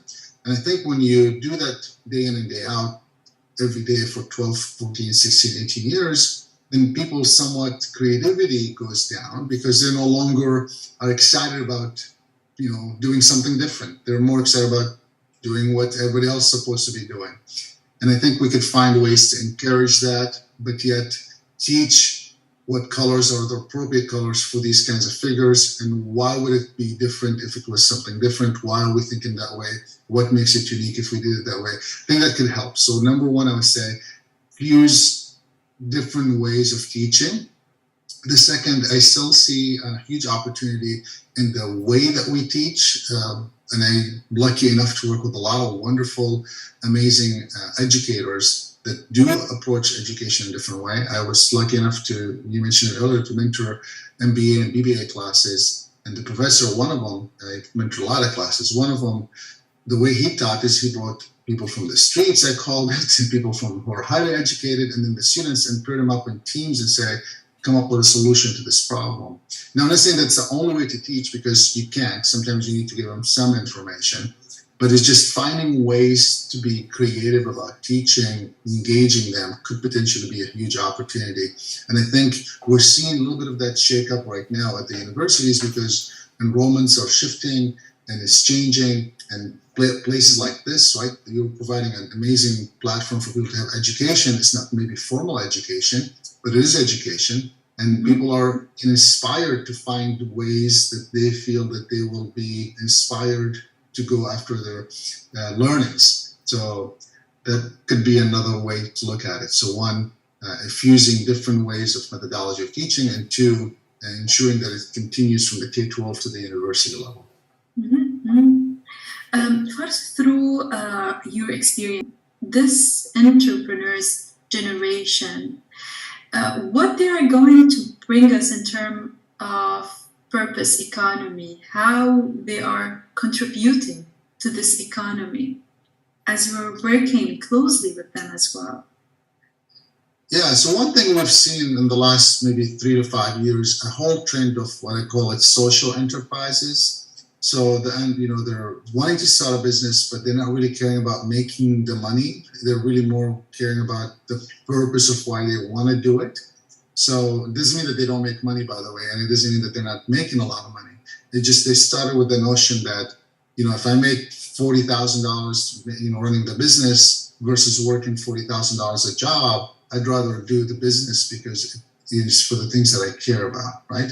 So taking the kind of approach versus like, I'm going to get rich and famous because I'm going to start a business, which is, I call it the myth that people try to teach people to start a business. Because when you look at the reality, most entrepreneurs never become rich or famous. They just make a living, and they provide amazing services for the communities that they live in, and based on the demands or the needs of the communities. So I think the trend of finding those, I call it social enterprises, as you can see, you probably have seen a big jump in people wanting to be certified to be like a, organic, or certified to be green, or certified to be, solar, or whatever that is. But now there's like a whole thing called B certification. So there are all kinds of things, even in the US, that you could structure your corporation to allow you to take some donations and to be structured to be more social focus or social impact focus. So there are a whole other opportunities. And a lot of even,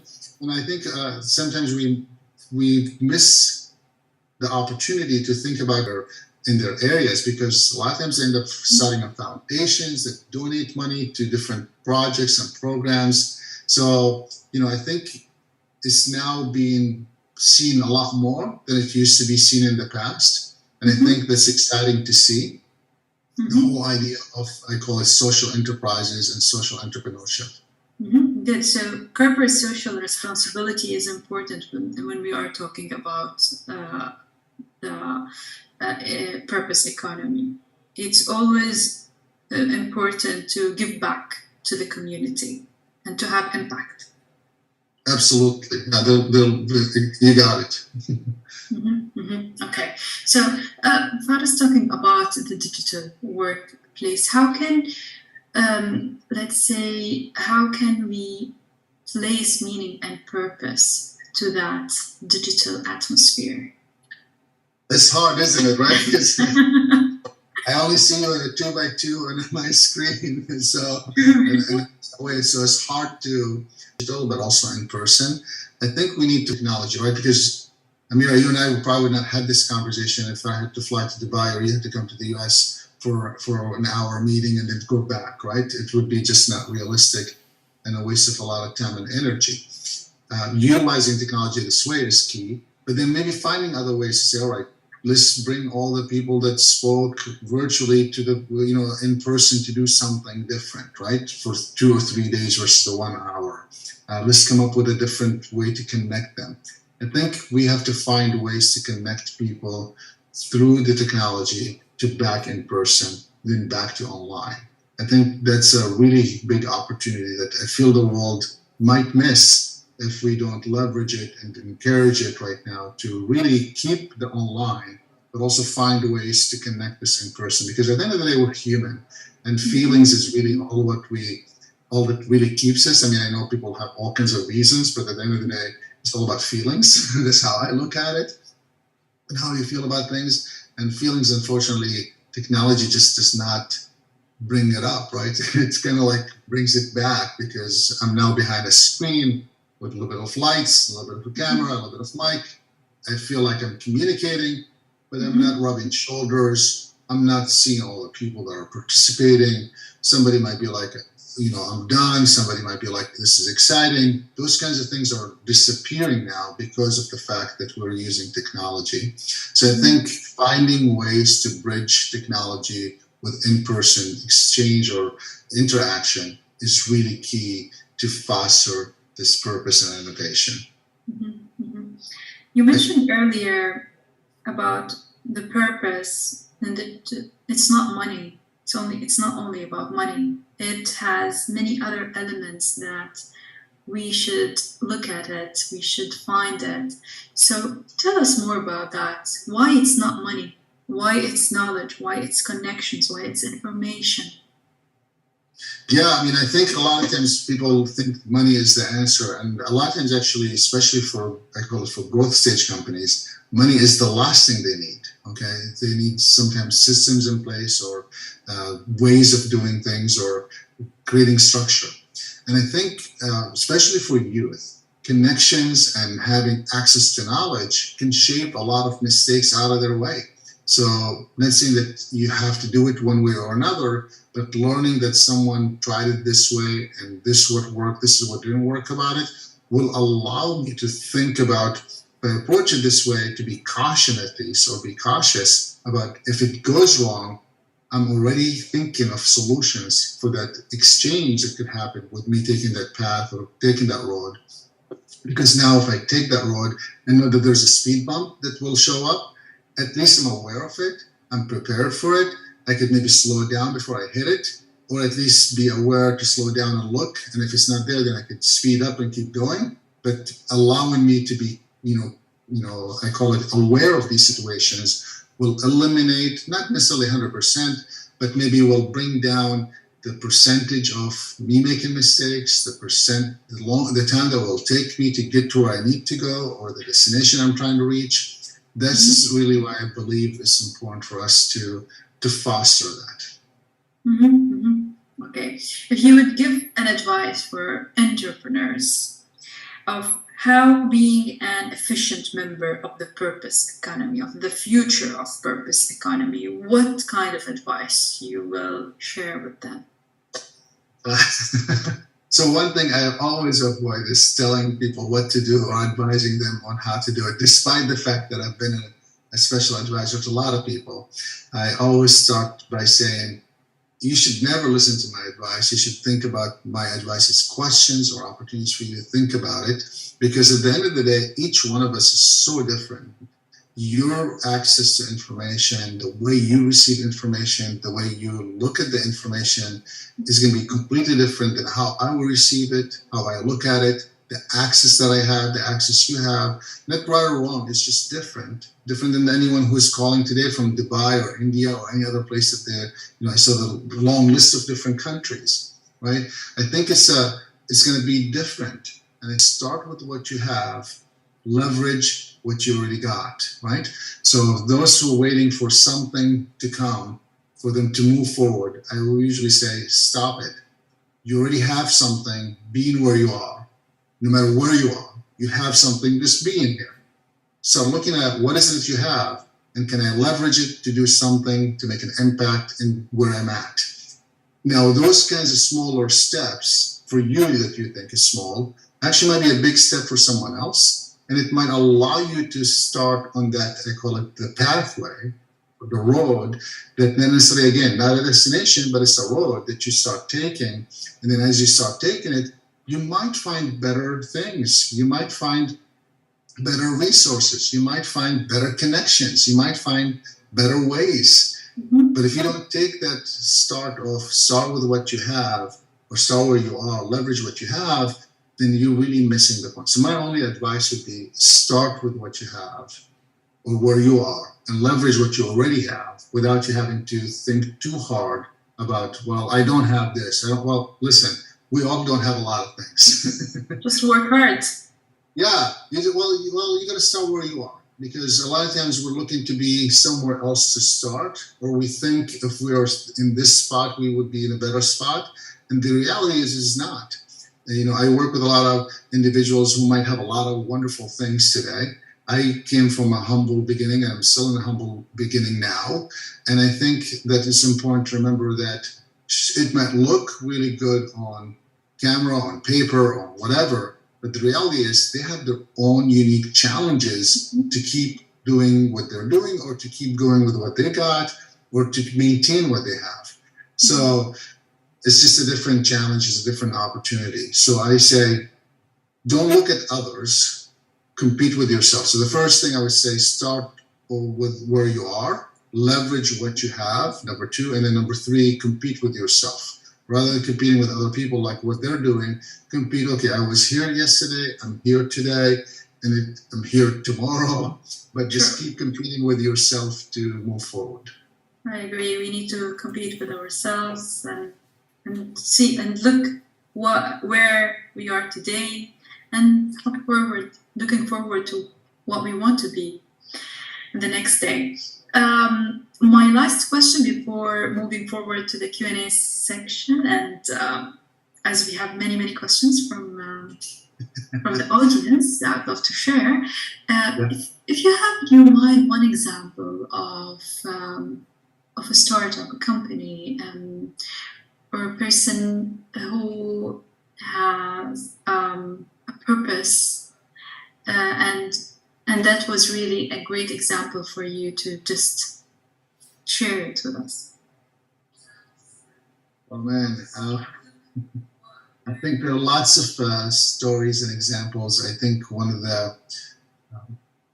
example I use is, I worked with an entrepreneur that really cared about food, and they wanted to have access to, they want people to have access to fresh food. Mm-hmm. So they started gardening in the neighborhood, right? Just taking an empty lot, they bought it, and then they started planting, just basic stuff, tomatoes, cucumbers, right?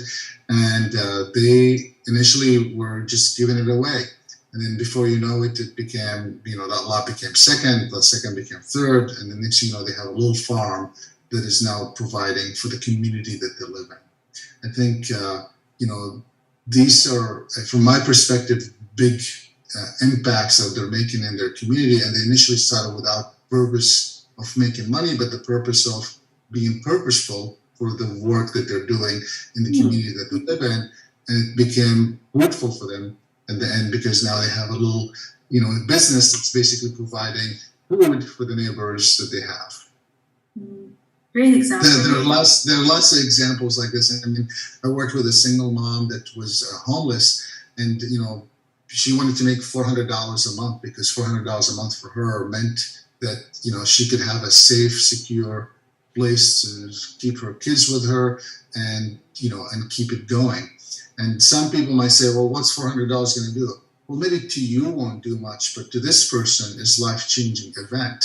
So seeing that happen, and the way she did it was by providing, little, treats for the kids in the neighborhood.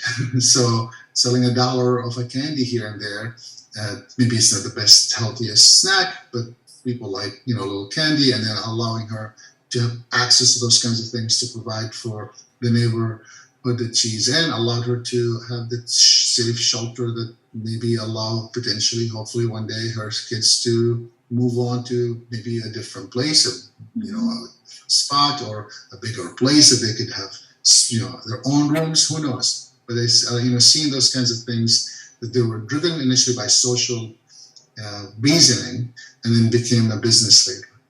Yeah, I can see how the purpose can motivate us through the way to achieve our goals, to impact our community, to have an impact on our communities. Time flies, Faris, with the discussion of knowledge. Thank you. And now, of course, we are moving to the Q&A session, as we have been receiving the questions of our audience in the chat box during the discussion. Let me check these questions. One of the questions is about individual or collective purpose. It's commonly noticed that these two contradict, and mainly because people are driven by their personal needs. What's your comment on that?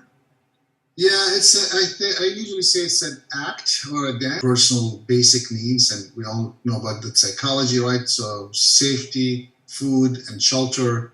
As long as those three things are usually covered, people can move on to other things and think, I gotta live, so therefore I'm gonna just do what I need to do to make me get by. And I think if we could help societies everywhere overcome those basic needs, then I think we will see, I've learned through working with these amazing entrepreneurs and leaders all over the world that those who, stay at it and become really, really good at it, and the environment that I live in does not prosper, most likely I will also not prosper. So I need to find ways to give back or balance it, to think about the community beyond just me. So I think it's a balance, and sometimes you just have to think about you, sometimes you have to think about your community. And I think the key is not to stay in one lane or another for too long, because if you stay in one lane too long, it might become disaster. So balancing between what you get, what you give is really key. And this is how the human nature and being balanced is really important to continue.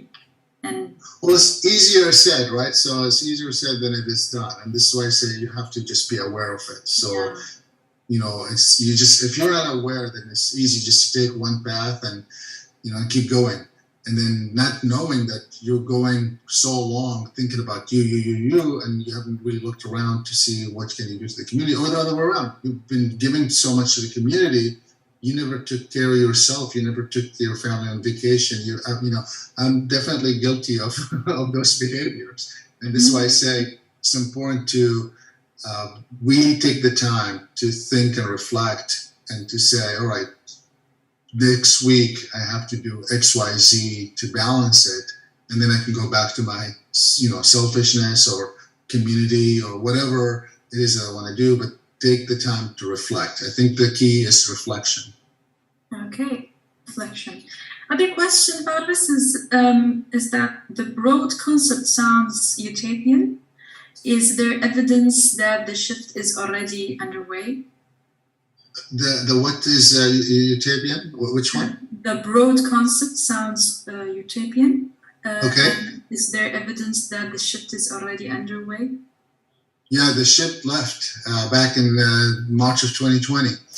So if you haven't seen the whole concept of big resignation, the whole employment surge of people looking for, I call it the gig economy became gigger economy, meaning that more people looking for more gigs just because they don't like what they're wanting to do, or they're looking for the purpose of why they want to do the work, or they're looking for whatever the purpose is. Purpose could be making more money. The purpose could be I want to live in this area. The purpose could be that I want to make an impact in green areas. And then you're finding that more people today are doing whatever else they need to do to find that purpose job or purpose pathway that they want to take. And that's been, the ship had left probably back in June of 2020 with the whole concept of people leaving jobs to go somewhere else, or leaving jobs not even to work until they find the purpose that they care for. Yeah. That is already happening. That's a trend that's been happening. When you look at the youth today, some of them are sticking around for more college than going to work right away, which is also a shift. It was trending before, but it's now at a much higher speed and a much bigger percentage. Mm-hmm. So these kinds of data kind of indicate that there is a shift, and the shift started probably in 2020, and we're right now still in it. And I think it usually takes somewhere between 5 to 10 years for, I call it, data to start talking about it. We're just, I'm lucky enough to be in the mix of the ground to see it. And I think, in 5 or 10 years from now, you'll start seeing reports about all of these concepts that we're talking about today, how it happened back in 2020, because the studies are not there yet to support it beyond the trends that you're seeing. So we're seeing the trends. Now we need to start thinking about it and talking about it. Mm-hmm.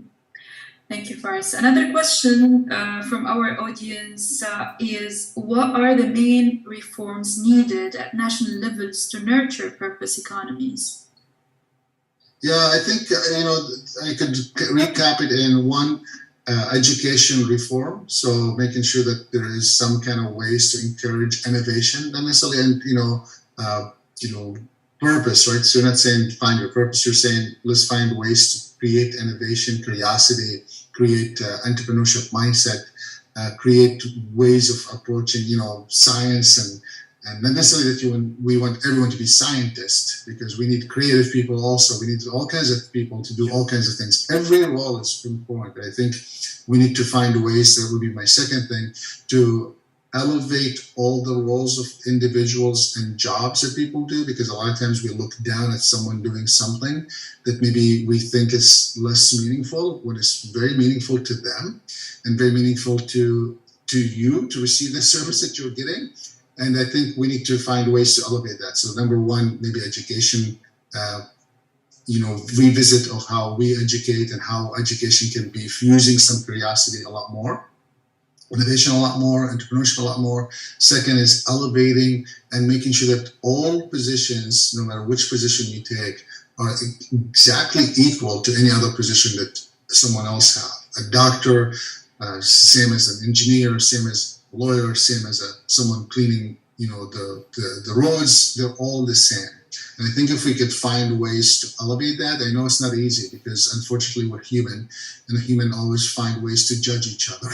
So if we could find ways to encourage and have this exchange, discussion, exchange between the people, exchange between different backgrounds, exchange between different ideas, more welcoming and more accepting of each other becomes more reality. Yes, it's important to exchange, as you emphasized many times in this session, how important to exchange ideas and knowledge, and the impact that we will have on our economies through this process. I will end up this discussion with this question that I really want to know the answer. If you can recommend books on purpose, economies, and innovations. The 8 Habits by Stephen Covey. He's a really great author, and he has a lot of wonderful books that you could enjoy. Start with Why by Simon Sinek. I mean, there is a whole list of books. The Rockefeller Habits. There are lots of books that I feel like have allowed me to add more to my shape and how I think and how I look at the world. And fill your bucket. Now discover your strength. The list is long, so I hope that these 4 or 5 or 6 names that I mentioned could potentially allow you to unfold your personal journey of what you can do to keep moving forward.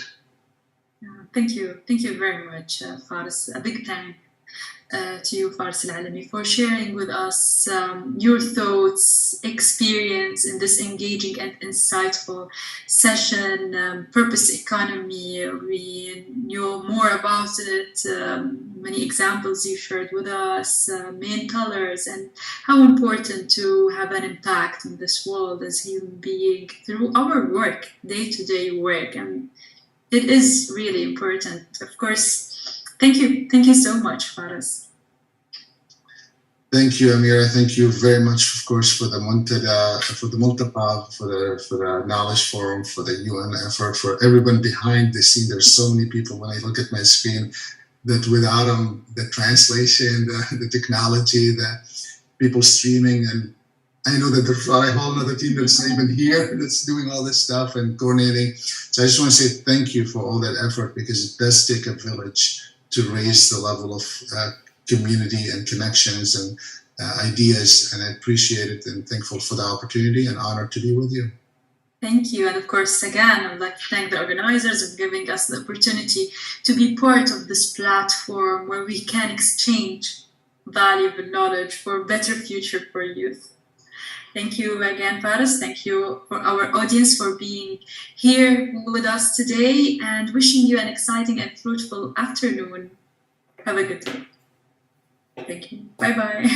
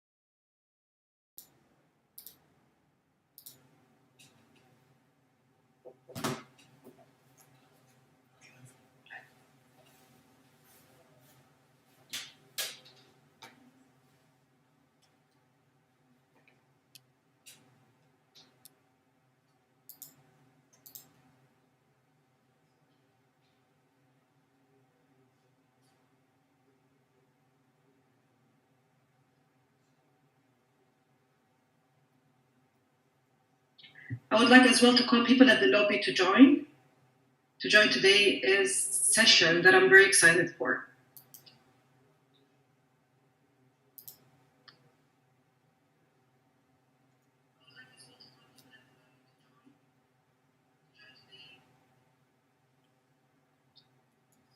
So I would want to welcome you all again to the Youth Knowledge Forum 2022 virtual session. Today's session that I'm personally very excited for due to I'm in the industry as well, and I would love to know more. We have amazing panelists with us, which is youth on social media. Very important topic as we see around us. Social media is controlling and is everywhere, and youth are very involved on social media. Today we're going to know about opportunities and challenges. So what are we going to discuss more with our panelists today is the impact of social media on youth's life, which I think all of us would want to know about, having a safe space on social media, which is very important, and curating positive online presence, which and building a sense of community in a virtual world, which I think our panelists are going to explain it perfectly for us and going to let us know. Just to introduce our panelists with us today, which I'm very excited to hear from them. We have Monica Anderson, which is Associate Director of Research at Pew Research Center. And then we have Bailey Barner, Founder and CEO of Skills Camp Soft Skills Training Company. And Tom Otten, Founder and CEO of Creative Group, Regional Leading Agency. So panelists, I'm so happy that I'm with you today. I'm so happy that we're talking about a very important topic. I'll start by introducing myself as well. My name is Azza Al-Mugheri. I am an ex-TV world almost 7 years ago. I have my online radio. It's a digital platform called Read Radio, where I discuss very important, controversial topic in the region. But I can say 5 years ago, I'm full-time. My job is a social media content creator. So I'm very excited to know all the information that we need to know in the region and outside as well when it comes to the social media world. So I think, just not to take it further, I would want to kick the session off with Monica and start with her first. Thank you so much. So I have a couple of slides that I wanted to share today that walks you through some of our data in the US related to youth.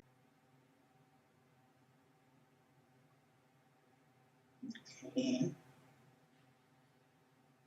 Looking good.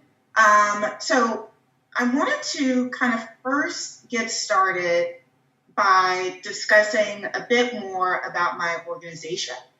So Pew Research Center is a nonpartisan, non-advocacy fact tank located in Washington, D.C. We primarily do public opinion polling, but we have a number of demographers and data scientists as well.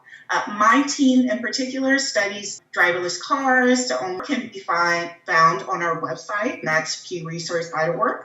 And you can also follow us on Twitter and follow me on Year of Teens. And one of the key things we wanted to track is how has use of certain platforms maybe changed or ebbed over time.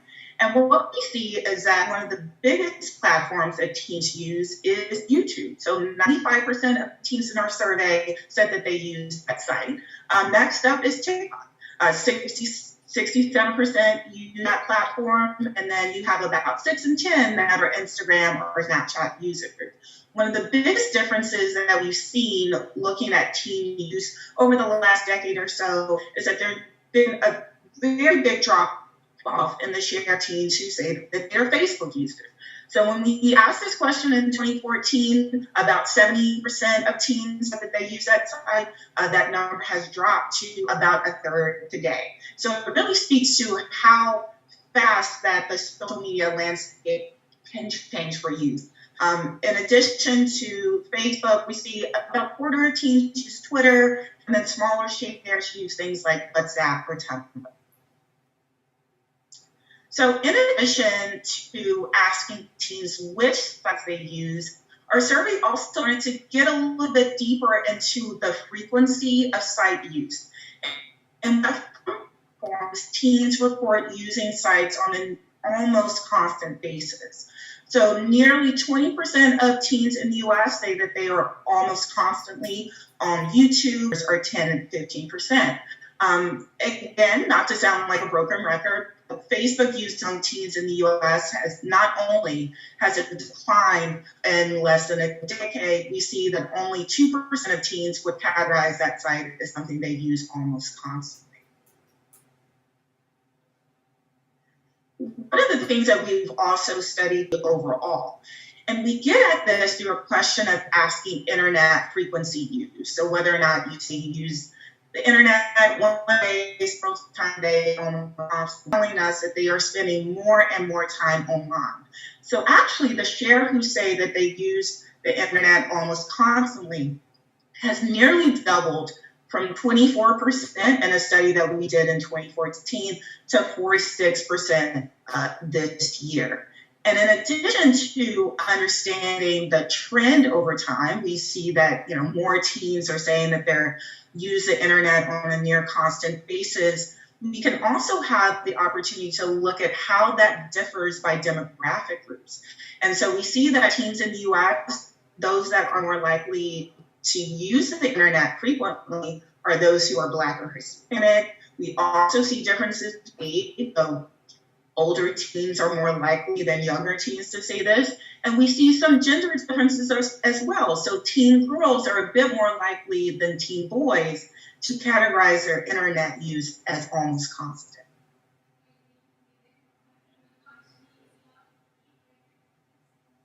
So in addition to studying the types of platforms teens use, how often they use the internet, our study also wanted to bring teens' own voices into their own experiences. A lot of the debate around teens' use of social media are centered around parents and teachers and lawmakers, and we wanted to hear from teens themselves. So one of the key framing questions that we asked was around this idea of whether or not people thought that social media has had a mostly positive or mostly negative effect on people their age, and also the same question about themselves personally. And we see that teens are more likely to view social media as having a potentially negative effect on their peers than on themselves. So 9% of teens in the US say social media has had a mostly negative effect on them. When that same question is asked of their peers, that number rises to 32%. And on the flip side, teens are more likely to say that it's been positive for them versus those who say that it's been positive for people their age. Whether or not teens are talking about their own personal experiences or the experience of teens overall, the big share correlate around this neutral category, which has been neither positive nor negative. But one of the things that we really wanted to drill down into is just, if you say that it's been mostly positive or mostly negative for you, what are some of the main reasons that you feel that way? And when we asked the 32% of teens who said it's been mostly positive, by far the most common reason teens gave revolved around this idea of friendships and connections and socializing. Nearly half of the teens in our survey who said it's been mostly positive mentioned this in some way. You also see a number of teens speaking to it being a place where they can gather information in ways that you couldn't before, and a way to learn and keep positive things out of it. And then people also just say that it can benefit them in terms of their mental health and well-being. And I wanted to share with you a couple of specific quotes that we heard from teens. So one teen girl said that social media connects me with the world, provides an outlet to learn things I otherwise wouldn't have access. You also saw that some teens pointed to social media negatively impacting the way they feel about themselves, whether it's their mental health or their self-image. And then you also teens just speak to the overall kind of drama-filled environment that social media might inhabit. So talking about it being kind of a negative place. And then you see other teens talk about this idea of there's kind of a social media readiness in which people don't always present who they really are and unrealistic standards.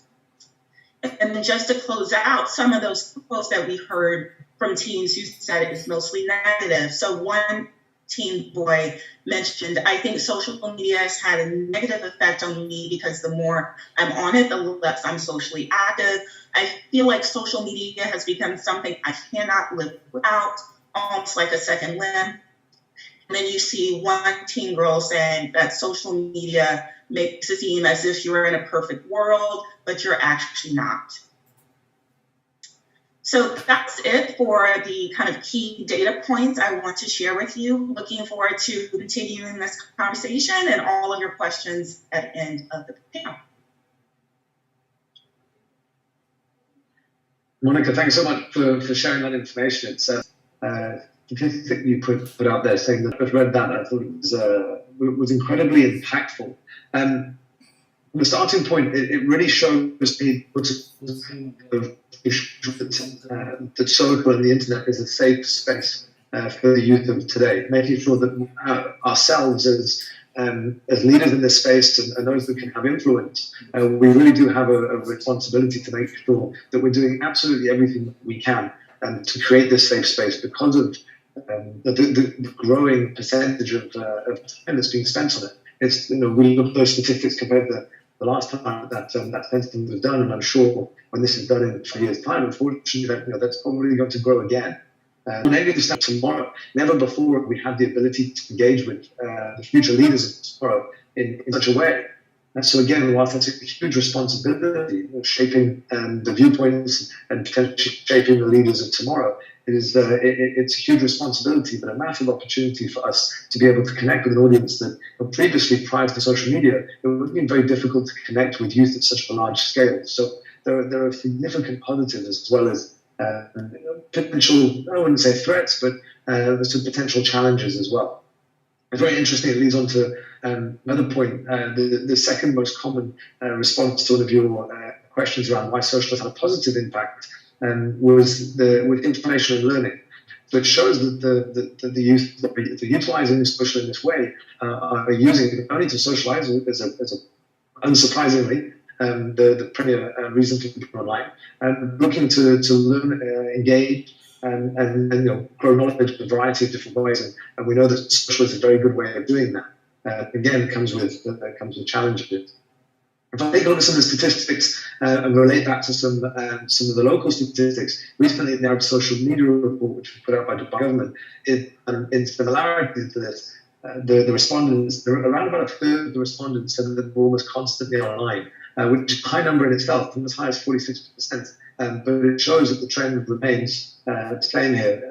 I'm not sure on the particular demographics of that survey, but it shows overall that the top line trend is the same in the Middle East as well as it is with the American statistics. There are a few things that jump out when I look at the more localized and regional stats. The mean average time a day of social usage is around 4 hours. Now that goes up and down depending on various GCC countries. It's 5 hours in Saudi, 3 hours in Bahrain. This information comes from Statista. But it showcases that there are nuances to every country, to every demographic, and to every different user group when it comes to utilizing social media. And social media we talk as a broad brush. If we take out WhatsApp, because I see that it's slightly different as a primary messaging platform, but if we look at, let's say, the more traditional platforms of social, again, it's different across country to country. But one thing that really stood out to me as well is the usage of YouTube, whilst remaining the same across the MENA region, around about 95% in terms of overall usage rates, which is similar to your statistics from the US. One that really stood out, which is, again, quite mind-blowing, is the usage of YouTube in Saudi Arabia. You can actually reach, and this is statistics from Google, you can reach 82% of Saudi's total population through YouTube. And those statistics come from Google themselves. And it's incredibly powerful as a medium of communication.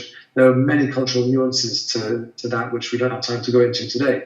But very interesting in terms of the depth of usage of platforms. If we look at, let's say, closer to home in the UAE versus Saudi, the likes of Twitter being a major platform in Saudi, less so in the UAE. Instagram being more of a platform that's used here in the UAE in comparison to Saudi. So there are a lot of nuances in terms of how we communicate. In terms of my role as the CEO of a digital communications agency across the region, we work with all of the platforms in different ways in different countries. We have to create different plans, strategies, communication plans to reach different audiences across all the different countries. It cannot be the MENA region cannot be treated as one homogenous group of people, one homogenous statistical breakdown. It's very nuanced in different areas.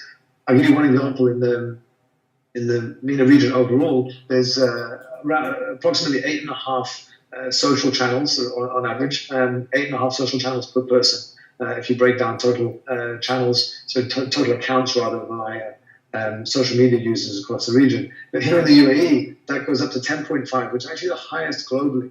So there are more social accounts per person in the UAE than there is anywhere else in the world, which is actually a statistic that I didn't know until recently, doing research for this talk, which really stood out to me.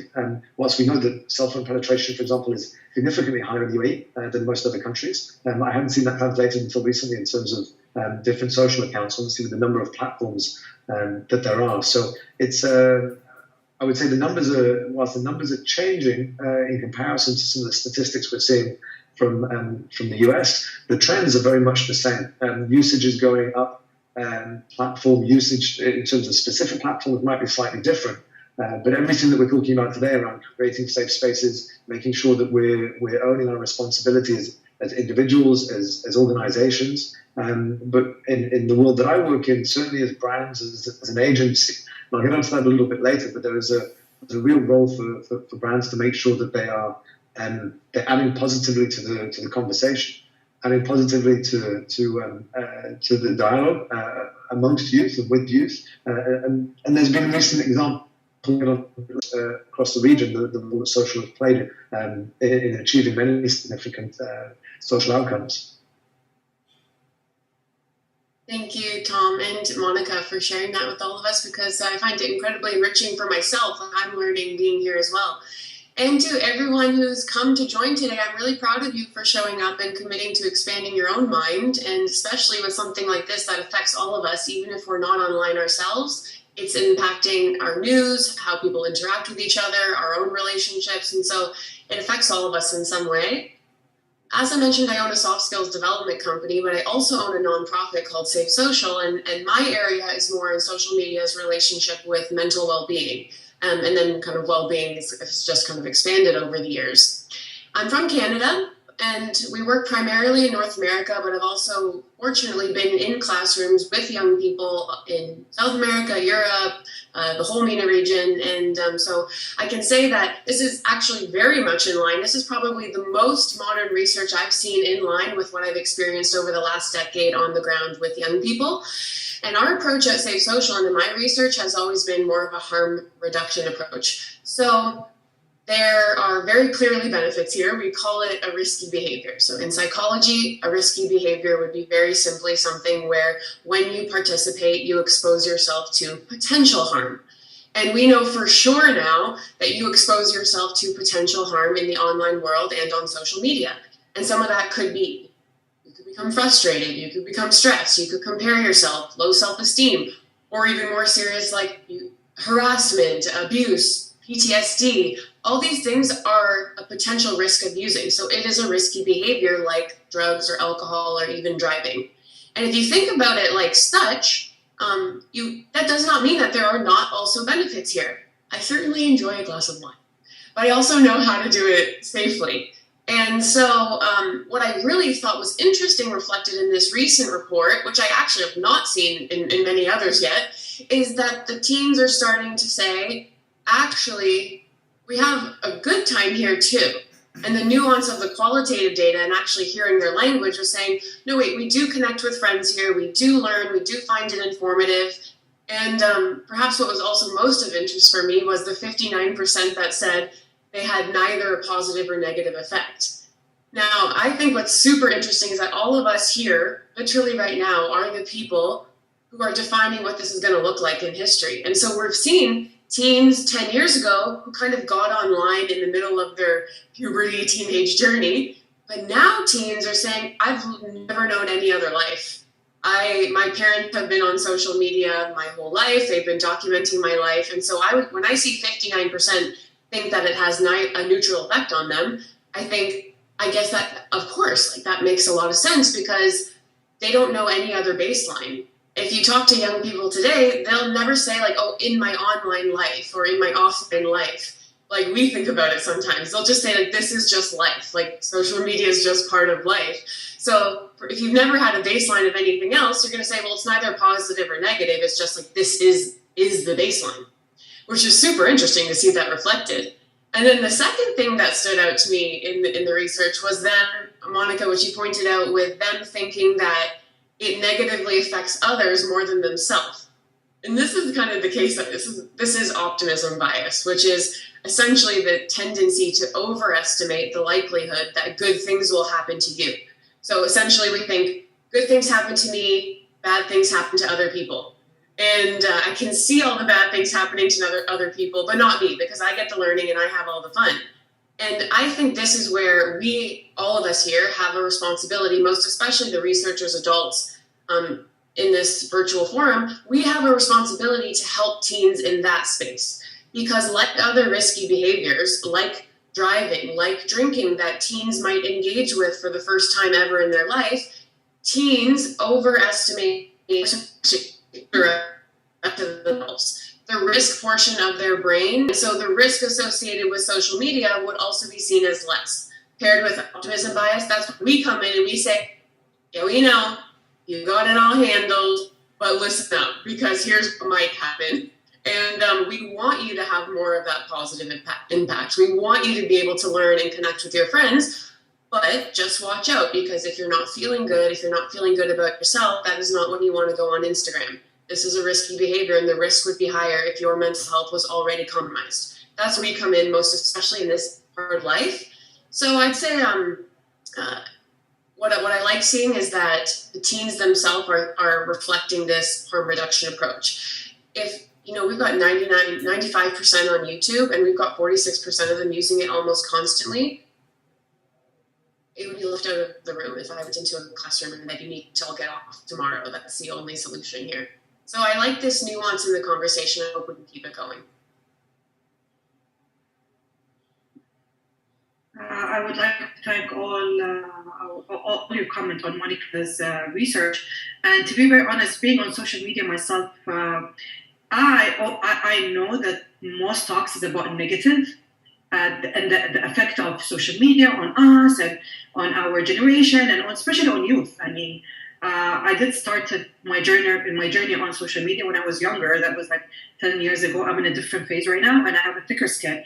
I want to start with you, Monica, please, with a question on the research. You said, well, I know you didn't give us like it's all negative or it's more positive, but I've noticed you gave us a sign that there is positivity, especially with the feedback of teens, saying that is a comfortable place, they see themselves more, and the fact that they see it as a positive place. Yeah, we have a percentage that said it's negative, but I kind of sense from your research that there is positivity, which is what I am not hearing mostly when it comes to from my generation when it comes to social media on youth.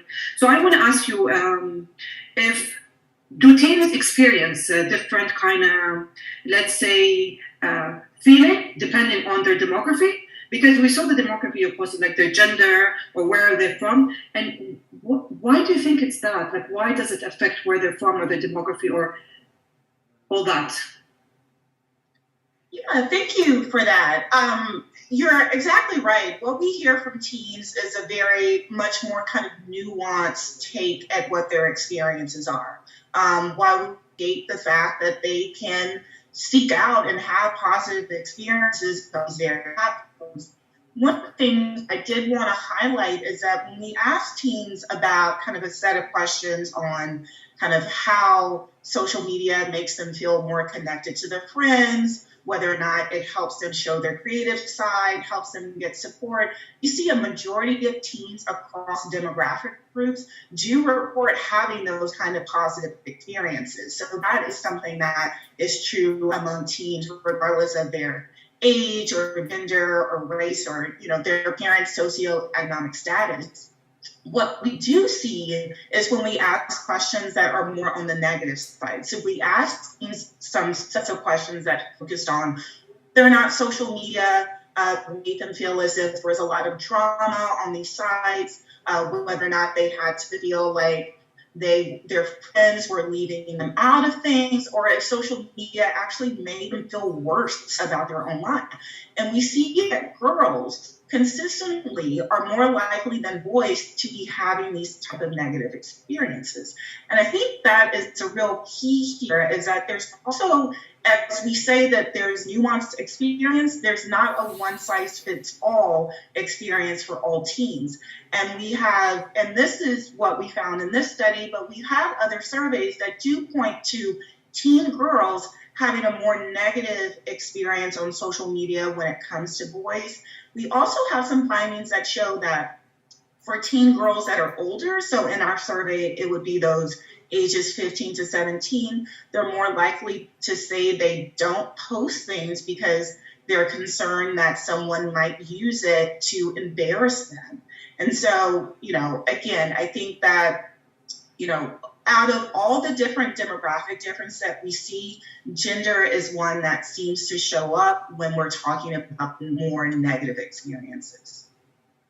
And Monica, out of curiosity, just because I have daughters, you said that mostly who see social media as a negative is actually girls. Why do you think that? Is it because they get criticized more? Is it because they get bullied more? Is it because it has to do with body and image? Or why do you think, from your perspective, to be honest, that girls more see it as negative than boys? Well, I think specifically I'll say two of the things that we see is that girls are more likely to report having an experience in which drama becomes a big part of their social media life. And some of our kind of focus group work, it also hinges on experiences with cyberbullying and online harassment, and that's something that teen girls do speak to. I think another thing that stands out with teen girls is they're more likely than boys to feel as if their friends are leaving them out of things on social media. And so much of it too is the interpersonal relationships, the kind of infighting that can happen between groups. So our survey didn't really kind of delve into why teen girls feel this way, but we've seen this constant pattern in the survey, but also in our focus groups and previous work as well. But I want to ask you, mental health. We've seen a lot that I've been on social media, and that even if we see social media as positive, and I'm going to go to Tom with another side saying that agency and it brings money and collaboration and deals, is how do we take care of mental health, especially for teens? Like, how can they do that on social media? Yeah, you're absolutely right. There's a lot of things the same sort of things that would affect our mental health offline would affect our experience online as well. So it's actually weird. In my research, what came out as the most important indicator and moderator of young women's experience online was in terms of would it be good or bad experience on social media, and how good or how bad. The biggest one was how they felt about themselves offline at time of use, or what is technically called offline affect. And so it almost sounded exactly like this. If I went to the gym that day and I feel good about myself, then I go on Instagram or TikTok and I see the fitness influencer and I think #goals. So they were still making a positive like an upward comparison where they see this person as better than them for some reason, but if they were feeling like they had made accomplishments on their goals, that same upward comparison actually improved their mental health. They would find it motivating. They would put it on a vision board. I'm the same way. But the other side of that coin was almost a direct quote, her saying, but if I feel bad that day and I go on the same Instagram or TikTok and I see the same fitness influencer, I think I hate my life. That's what she said. So this is, I think, incredibly important for how you actually navigate your experiences on social media, because what it's saying is, yes, of course, different people are going to react to different content. But here we're seeing the same person is going to have a different reaction to different content in different hours based on how they're feeling about themselves. So the reverse engineering that strategy would be, okay, I'm not feeling good right now. I'm stressed, I'm tired, I feel like my friends are leaving me out. Is that the time that I should be using? Is this the time I should be engaging in this risky behavior? If I was talking about I'm tired and I'm feeling like all my friends are not talking to me, if I was talking about any other risky behavior, we would advise young people to not use at that time, because you are not mentally strong enough and you don't know what you're going to see. So it's almost like reversing how we think about that. But then I think to build a positive mental relationship with social media is also very similar to other risky behaviors. It's the 5 steps towards safe social. So I'll share a graphic while I talk about this, but honestly, it's just me saying a little bit more about what I'm going to say to you. The 5 steps, very quickly. What do we need to do with any risky behavior? We need to build awareness and understanding. You attending here today is part of part 1. What is even happening here? What even are the risks of using? What are other teens saying? Like, what can happen to me? Step 2 is, once I've figured out a little bit more about what's happening here and maybe its impact on me, then even participating in Pew's research is a self-reflective exercise, which would be part of part 1. Part 2 is moderating my consumption based on that. Okay, now that I know what it's doing to me, how can I design my feeds to actually serve me? Maybe there's some people that I need to get rid of, that I need to mute, that I need to temporarily block, because they actually frustrate me. They're not providing me that motivation or that learning or that connection. Then step 3 is to build the offline soft skills. If you actually want a long-term positive relationship with social media, or I suppose any risky behavior, we would say offline seems counterintuitive at first. Build resilience. Work on building confidence, like in yourself. Offline hobbies, offline relationships, self-awareness. Do you even know the kinds of things that are making you stressed? Have you ever even thought like, oh yeah, like when I do go on this app or when I'm studying for a test, that's when I feel most frustrated. If you build these skills, something like resilience or time management or mindfulness, so I don't find myself an hour later not remembering what I did, then this will translate in your offline life, but it will absolutely also translate in the online life. Step 4, once you know better, you've got to do better and help others do better. So it's modeling good behavior and leading by example, like any other risky behavior. What am I posting online? What kind of space am I creating for other people? How do I use my mobile technology when I'm in a conversation with a friend? Leading by example. And then finally, step 5, this is very important. Who's responsible for creating this space? It's holding those responsible parties accountable. And I would say, like any other risky behavior, even something as simple as driving, it's a multi-pronged approach. We need governments to do more. We need the companies themselves to be part of the safety regulations here. We need parents to do more if you're going to let your kid participate in this risky behavior. If you need educators, and we ourselves too, at the end of the day. So I would say it's a long journey, but it's actually one that can start offline tomorrow. And as I understood what you said, it starts within myself. Like it's kind of my surrounding, but it's my responsibility. And it's that easy for a teen to do. Like, I mean, I know that I'm aware right now, I take myself, but is that I would say it is in part your responsibility as a, like for you, it's interesting because you mentioned you were a parent of 2 daughters. So you've got this dual lens of, I myself have experienced the benefits of social media. I literally get business from it. I get to influence folks. And then you also have the very worst of social media that's happened to you. And then you have the next lens of, how do I teach my daughters to navigate this space, the parent lens.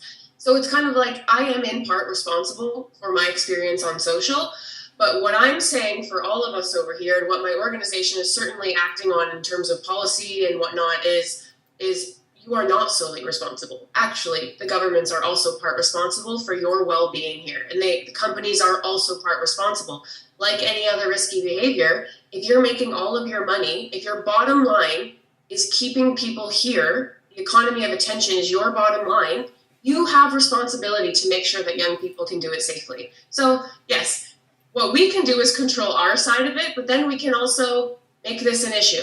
We can bring it to our schools. We can vote accordingly, similar to any other risky behavior or political issue that we're talking about. Bailey, I will move to Tom because I think a very important topic, which is money on social media, and I'm sure this is what interests teens. But I want to ask you, Bailey, because you mentioned that. Because it's a positive place, and we get. I admit myself being addicted to social media. How can a teen control that? Or what do you think about that, especially that it's a positive space? Well, it's not a positive space for everyone, and I think that baseline that Monica was mentioning and that I was mentioning earlier about how 59%, majority of them think this is neither a positive or negative space in the U.S. data. So what's interesting to me is that baseline, and 46% almost constantly, yes, you're at risk for addiction. So addiction to any risky behavior, if you want to get into the technical of it, it does require that it has a negative impact on other parts of your life. So with addiction, we actually created a free addiction assessment, which was designed through the lens of how we present signs of addiction to other risky behaviors applied to social media. So, for example, some of the questions it would ask are, do you find yourself an hour blacking out on social media, an hour later not remembering what you did, and to what degree does this happen?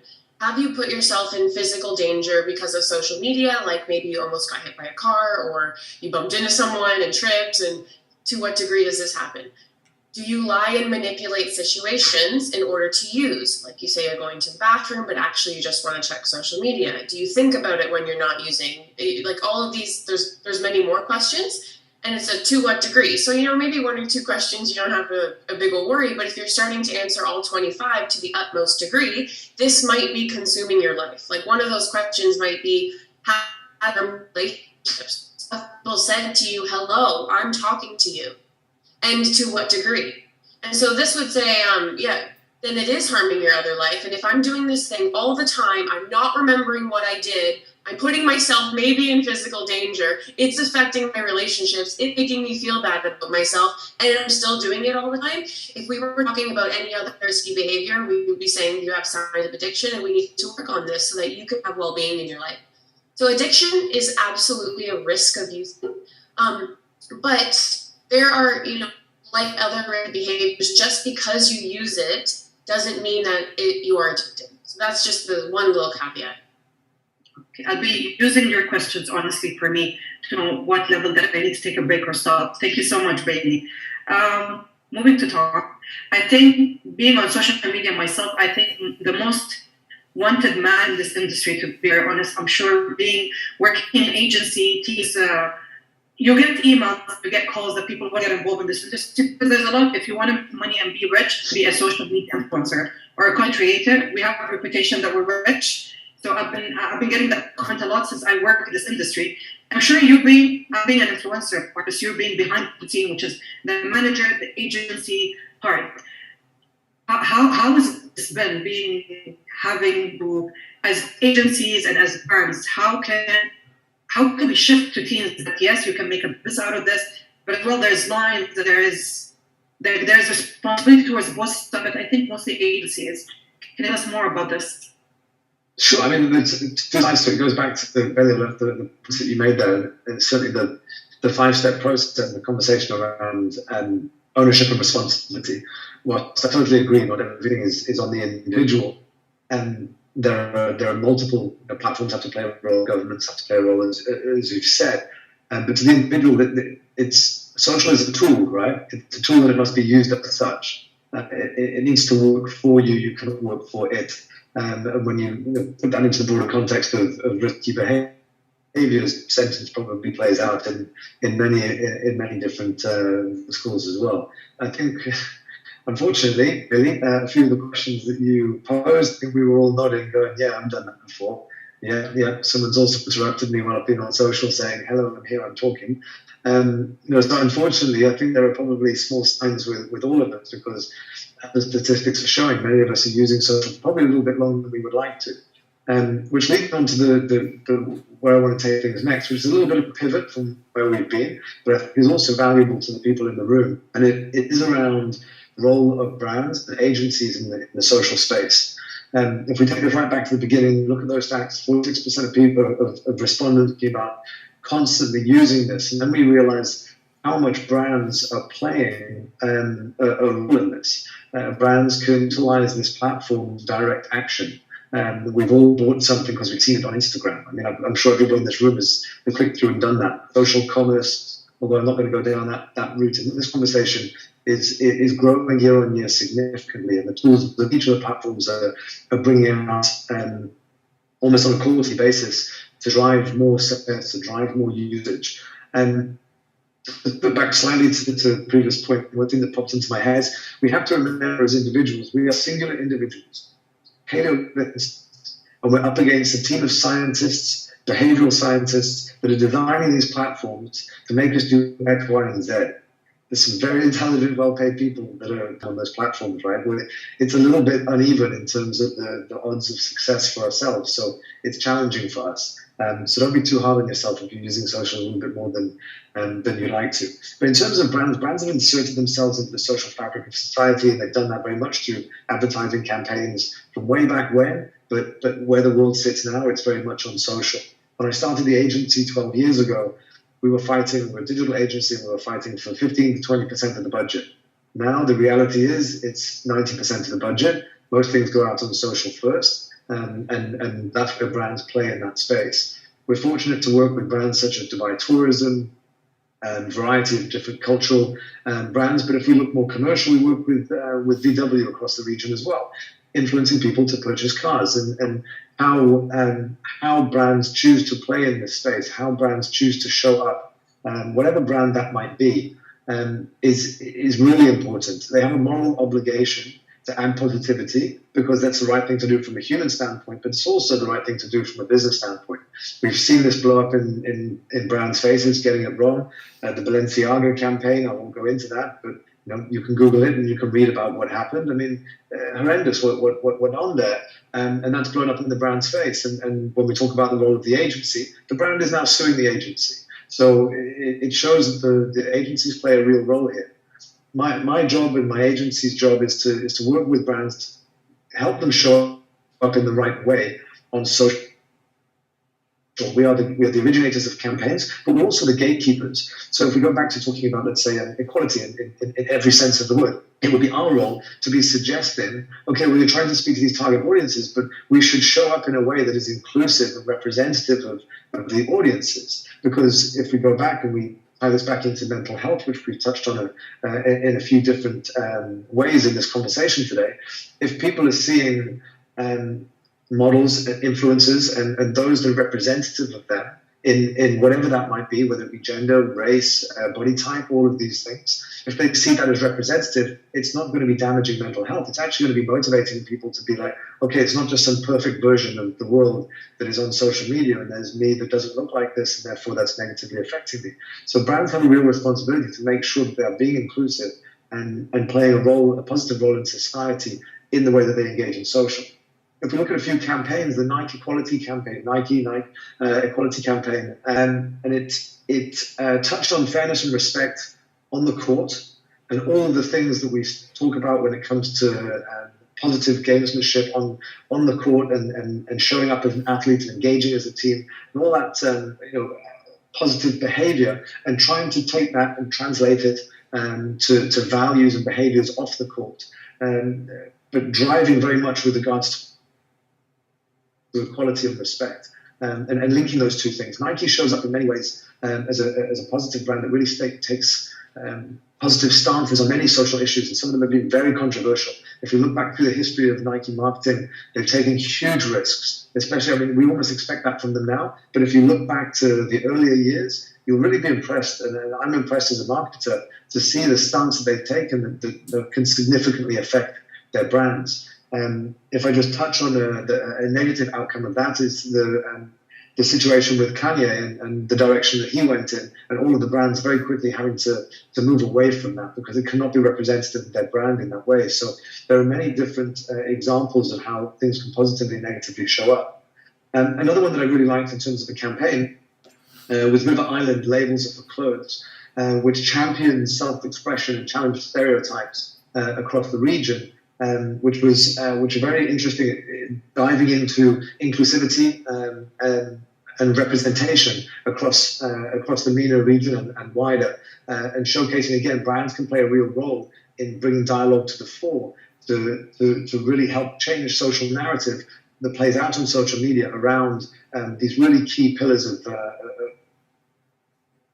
how not only teens, youth, but a society as a whole need to be changing and evolving. And thankfully, I believe that society is evolving through the use of social. And I do see it as a very much a positive tool, but it's a reflection of society as well. So there are very much risks, there are very much negatives, there are very much opportunities for doing better. But there are also Sal Rostam set up Surviving Hijab, and she's done some incredible work. I've had her on our podcast a few times, and she recently summited Everest. So again, plant the flag on top of Everest and showcase to the world what a hijabi athlete is capable of achieving. And she's challenging stereotypes, and she's bringing over 1 million people together in her Facebook group, and she has a team supporting her with that. And she's been on stage with Sheryl Sandberg at Facebook HQ talking about that. These things would never have happened if social media didn't exist. These communities would have stayed within towns, within cities, within friendship groups, and now there's 1 million people that are together talking about something that's so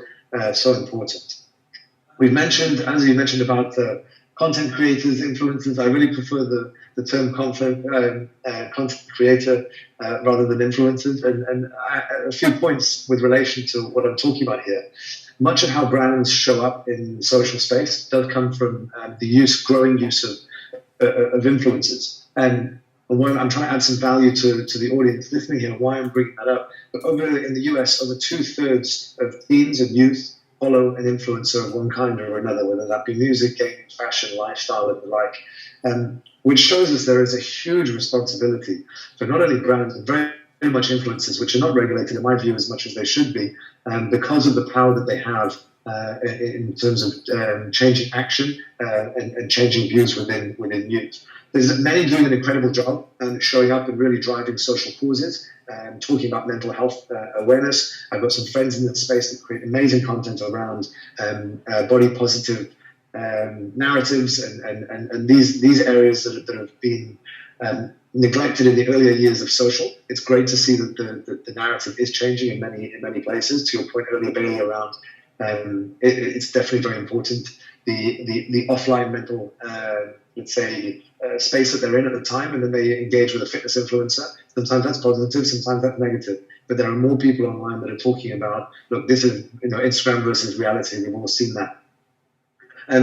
But I know that we're getting short on time. One of the things I want to leave the audience with this particular point is, the question that the youth of today need to ask is, does this person have the knowledge or the qualifications to be giving you this advice, especially if they're going to choose to take that action. If it's lifestyle and we're talking travel or we're talking fashion, this is not so important in this context. But what I mean is, if they're promoting something that's potentially medical or nutrition based, or if it's something you're going to ingest because you've watched it on TikTok, this is a question that and this goes back to personal ownership that we touched on earlier. And you have to take ownership of the fact that you're consuming this content, and you have to ask these questions. Does this person have the qualifications to give me this information if I'm about to act on it? And something more from the motivational space that I've certainly lived my life by is, if they've not achieved what you're looking to achieve, don't listen. It's as simple as that. Because many people will talk because they have an opinion, but have they done it? Do they know about it? Are they qualified to give you this advice? And these are the questions that you need to ask. I hope I answered your question comprehensively there, Azza. No, you did. You covered a lot of amazing areas as well, and covered the next questions I had. I know we are short on time. We did get a lot of questions. I want to thank everyone for sending their Q&A. Mostly are repeated. So I'm going to try to ask questions, and whoever wants to answer or feels like they want to answer, they can.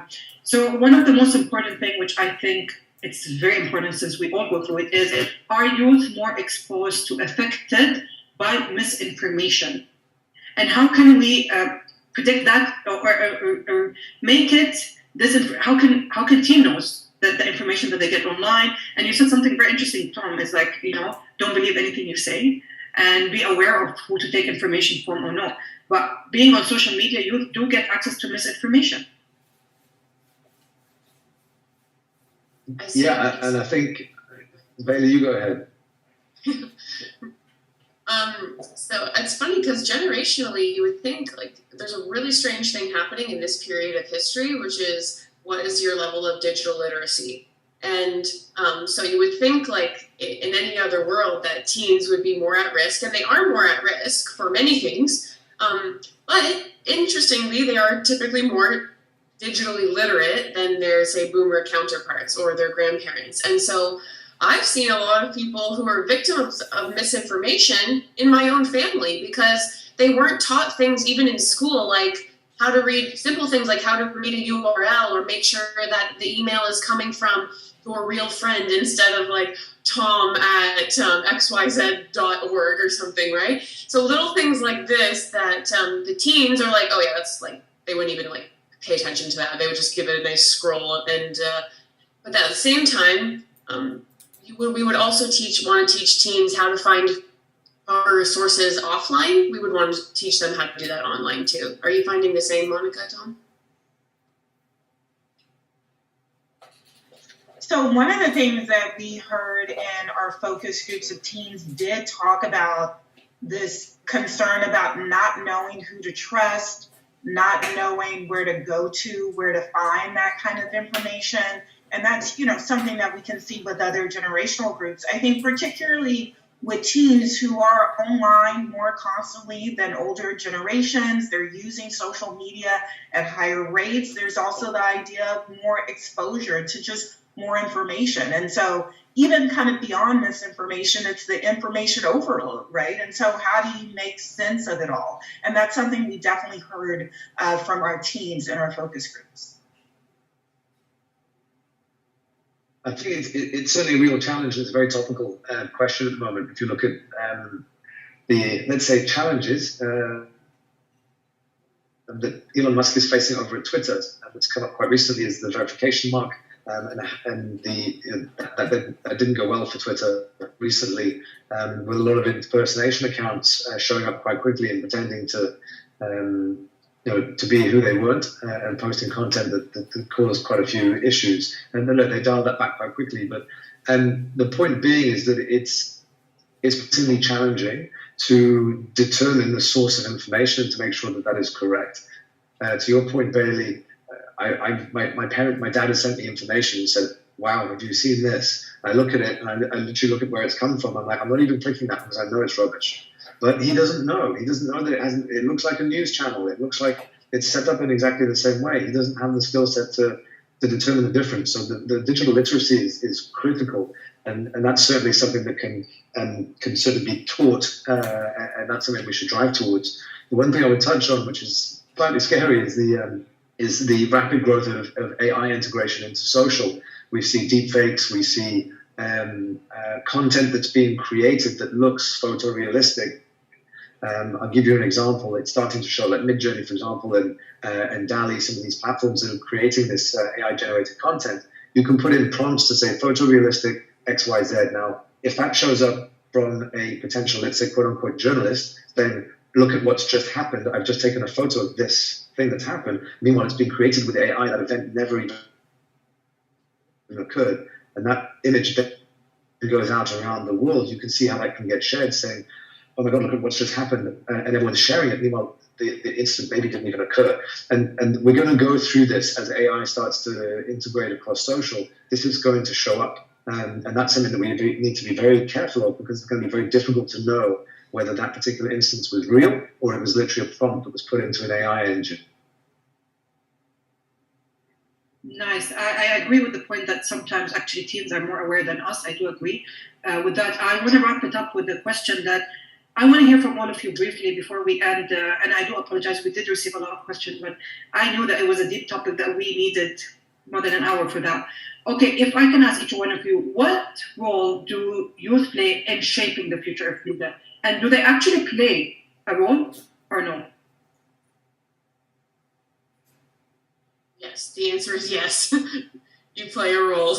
You play a very big role because the youth, in terms of culture, in any culture, offline or online, youth have always played a very dramatic role in what the future of that culture is going to look like. And so it may seem as an individual that you don't have that much power when you're talking about one influencer that you follow. But every time you give anything a piece of your attention, whether it's a like, a comment, 0.5 seconds longer staring at it, or a share to your friends in the DMs, that becomes a recorded transaction attributing value to something in the economy of attention.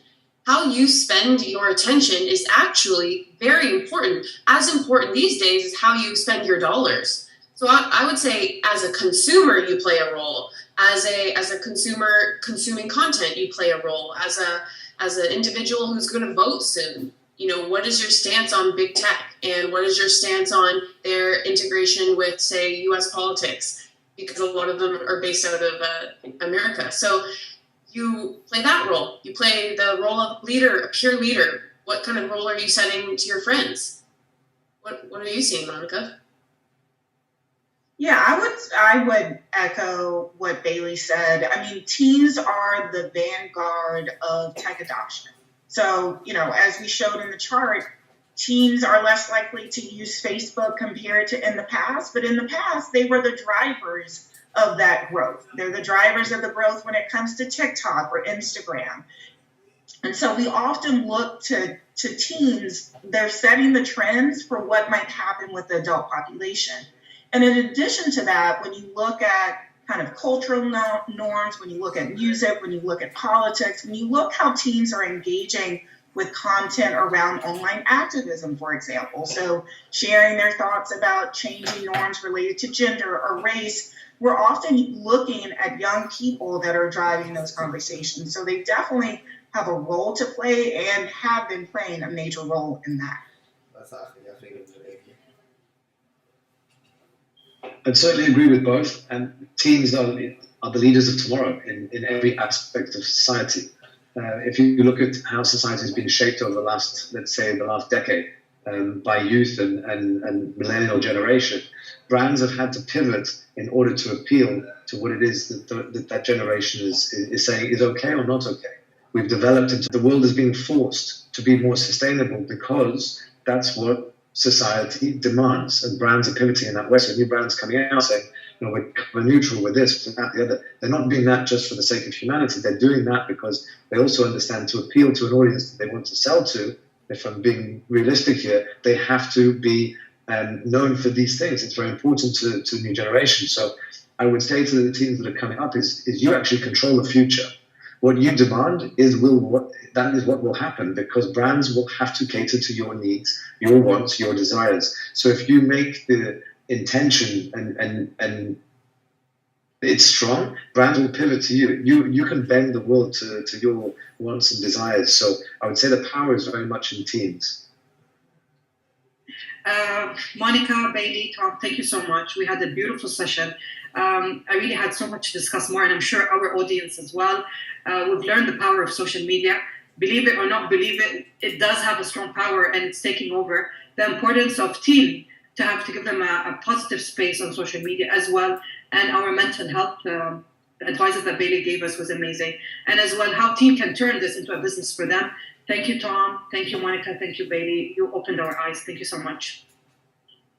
And of course, I want to thank you and DP and Mohammed bin Rashid Al Maktoum Knowledge Foundation for the Youth Knowledge Forum and for this amazing session. I just want to remind everyone that tomorrow they'll be having a lot of sessions, so stay tuned for tomorrow's agenda. There's going to be a session with disability, mental health, SDG advocates, and digitalization. So another important topics to discuss. I hope you all enjoyed today's session. And again, I want to thank all our panelists for this beautiful insights when it comes to social media. I hope you all have a beautiful night. And for you guys, beautiful day. Thank you so much.